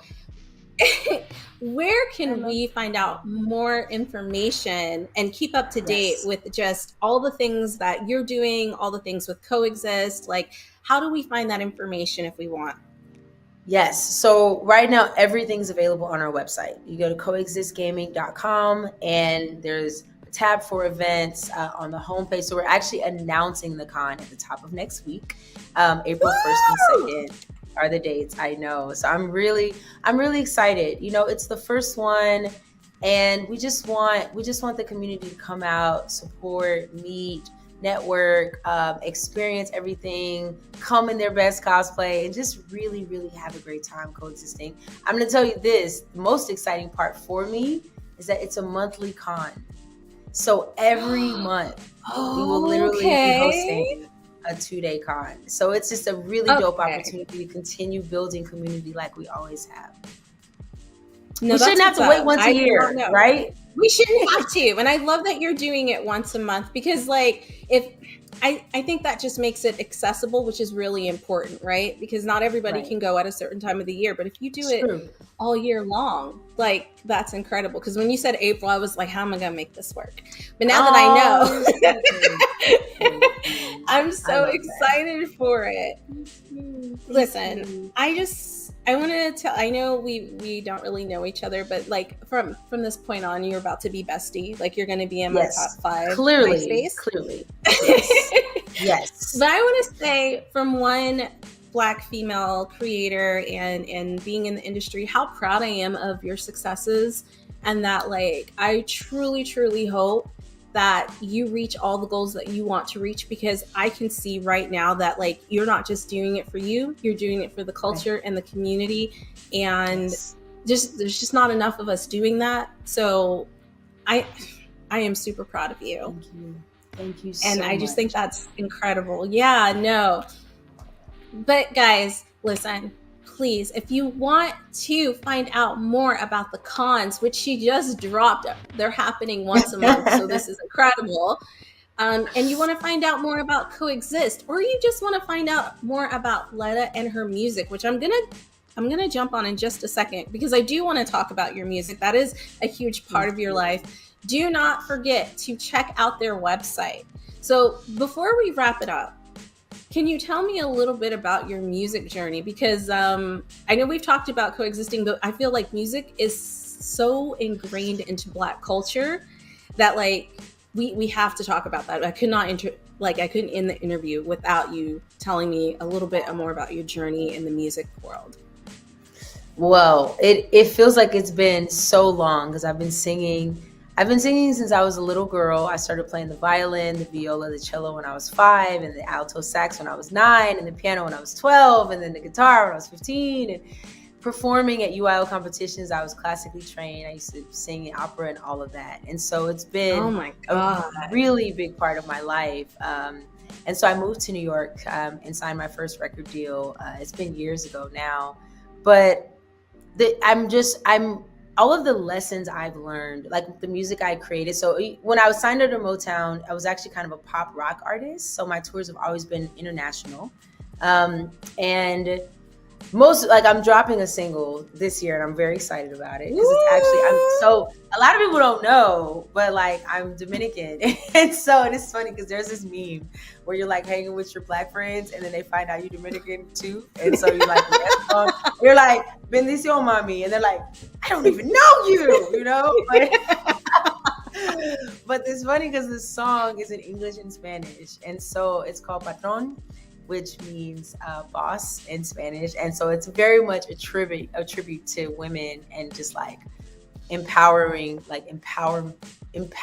boss. I don't know if we can curse on here. I was about to say empowering boss, please, but boss big. No, I know. You know what I mean? Exactly. But just everything, and it's like, it's a very powerful song lyrically, even though it's in English and Spanish, and it's something that I just want to just kind of, it's like where I'm at right now, and so I'm excited that I feel more free musically than I have, because record labels are changing, but they are just not the most supportive of your creative journey in terms of, it's just a tough game.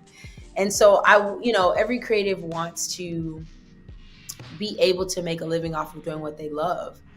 but you don't want to have to deal with men who abuse their power and their positions of authority. And it is a really unfortunate part of that industry. So I sort of set out on this path to just create opportunities for people through music. And thankfully, gaming allows me to do that too. So I created our Coexist Music Monday program. It's kind of interesting how I literally redirected everything I love into gaming, because gaming is, like, development particularly, is as creative as it is technical. So I get to be an engineer, I get to be a recording artist, I get to be a competitive gamer, I get to be a chef, I get to be a som, I get to be all the things that I am, unapologetically, authentically, and I get to show other people that they can too. And that's my life's work. It's the most fulfilling thing to me in the world. I'm really grateful. That's what's up. Oh my God. You are just a jewel. I'm so serious. I wish I could talk to you for like ever, but I know we're gonna have to talk offline. Yeah, we're gonna have to talk offline, because I want to help however I can, because I'm all about representation and inclusion. Letta J, thank you so much for coming on today and sharing a part of your journey. Guys, do not miss out. Go check her out. If you don't understand how dope she is just from the 20 minutes you got to listen to her, I don't know what to tell you. But yeah, thank you so much for coming on, and don't be a stranger. Yeah, I won't. We Don't out be a here. I'm gonna stranger. see you at GDC. We vibing. I love it. We coexisting. You know the energy. Yes. You feel All right, it? guys. I feel it. It's like, listen, I grew up loving Jim and the Holograms, and I totally felt that right then. Like, the synergy is there. But before we drop off, really quickly, one more time, where can people find you? Drop your socials so we can keep up with what Letta J is up to. Yes, so you can hit me directly at Letta J Music. That's Letta J Music. But of course, you need to follow everything Coexist. So it's Coexist Gaming on Instagram, Coexist Gaming GG on Twitter. But if you go to our website, all of our links to all of the platforms are actually at the top and the bottom of the website. We'd love to coexist with you. Pull up, holla at your girl. Let's keep the progress moving forward. That's what's up. Thanks, Jay. We will keep going. Jay has been such an incredible guest, and we have more guests coming up. So, actually, we don't have any more guests coming up. We saved the best for last. Aww. You are actually our last guest. Oh, well, I love that. I'm honored, and I had an amazing time. No, thank you. All right, so guys, we're about to do our wrap up. We're going to bring Khalif back, and he's going to help me out as we basically end our show with a banger. So we'll see you in just a second. Yo, that was incredible. I'm always super amazed at the talent and all the hard work that goes into developing these games and just making moves in the industry on their own. Like, that's Jay's story with like Coexist is incredible. I want to go to New York. Like, I'm in Tennessee. We don't have that here. Khalif, tell me, what did you think about the show? What did you think about our guest? Again, it's one of the things I love about BVIG is that we get a chance to see all these amazing devs and all these folks from all these corners of the world talk about their experiences and how they're making games better. It is one of the best things on the planet, and just so excited that I got a chance to be a part of it and rock with all of you at home. Jay was amazing. Zalavir, fantastic. Gerald continues to kill it with everything that he does. So we had a really banger of a show today, for sure. We really did. And that's what's up. And you know what? Before we go into thanking everyone again, I want to thank you, the viewer, and those of you who have taken the time to donate to our Tiltify. It means so much to us. Like, we really, really appreciate it. And that's from the bottom of my heart and all the developers. And I'm sure I can speak on Khalif. Like, we're all just like really thankful. Thank you. Thank you. I know that seems like sarcastic, but it's not. I really do want you to know that, like, you're special, and we appreciate all your views, your likes, your thumbs ups, and your shares. But we are at the end of the show. And what we like to do at the end of the show is throw another thank you and show our appreciation to all those who have helped us get here where we are today. So let's roll it with the sponsors. Our partners for today's showcase. Listen, like we said, PlayStation, silver sponsor. I have been rocking with PlayStation forever. I still rock my PS3. I don't care what anybody says. It's hooked up in my room. I'll be watching Netflix, YouTube, playing games, all kinds of stuff. Do you have any of your old systems, Khalif? I do have a PS3. It's in my house somewhere, rocking, collecting dust, but bringing home memories. It's great. I love the PlayStation brand for sure. See, PS3 is where it's at. Also, we'd like to thank our silver sponsor, ID at Xbox. I got my first Xbox last year, and as I said earlier, listen, I'm just waiting for my way to Wakanda, my way through all the games, and get the Black Panther one because it's so dope. And also, can I just say, y'all are doing the thing, Xbox. Like, the whole custom thing is dope. And Khalif didn't say he wanted one, but Khalif wants one too. So I'm just saying. I'm not gonna lie. I'm not gonna lie and say, if Wakanda Forever Edition just showed up at my doorstep, I wouldn't take it. I'd be totally right.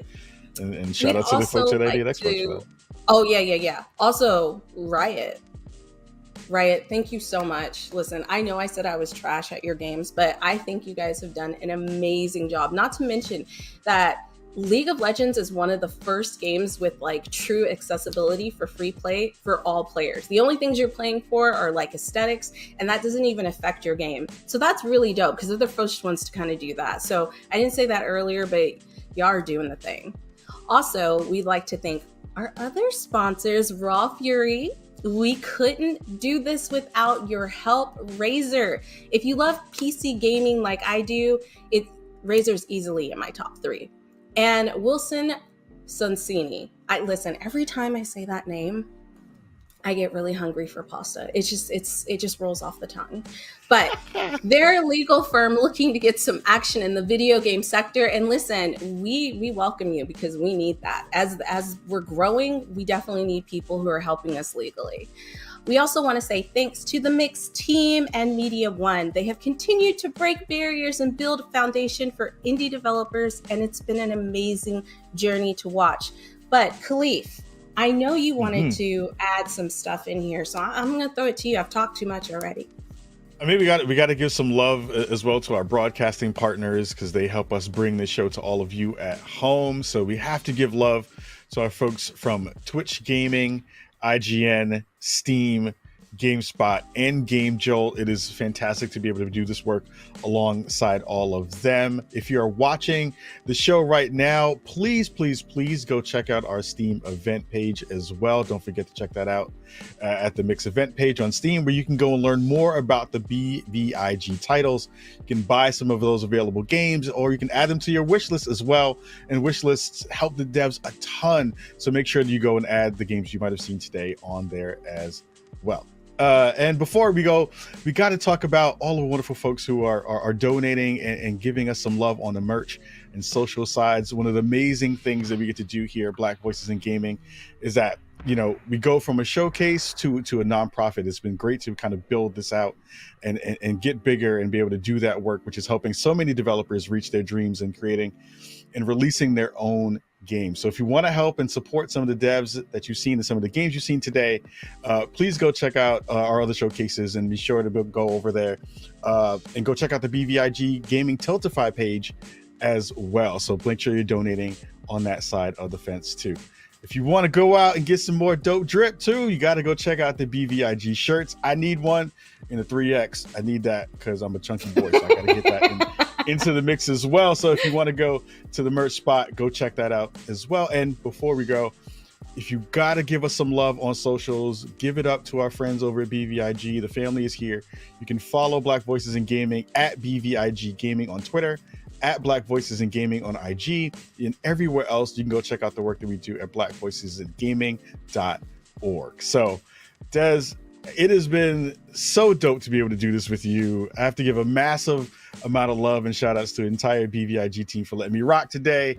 You know how much I love working with all of y'all. I want to continue to uplift as many folks as we possibly can. So thank you all for having me and doing it for the culture. I'm just honored to be, in the mix, pun intended, in terms of all that, how that goes. And if you want to catch up with more of the work that I get a chance to do in the gaming space, please go make sure you check out Spawn on Me. We're on all podcast platforms as well. Check out @Khalif Adams on Twitter. And yeah, we have our 3rd annual Spawnies Awards. You'll be able to see that in early 2024. So make sure you're checking that out. Nice. I'll be there. I will try to be there. I want to be there. But folks, that's it for our showcase today.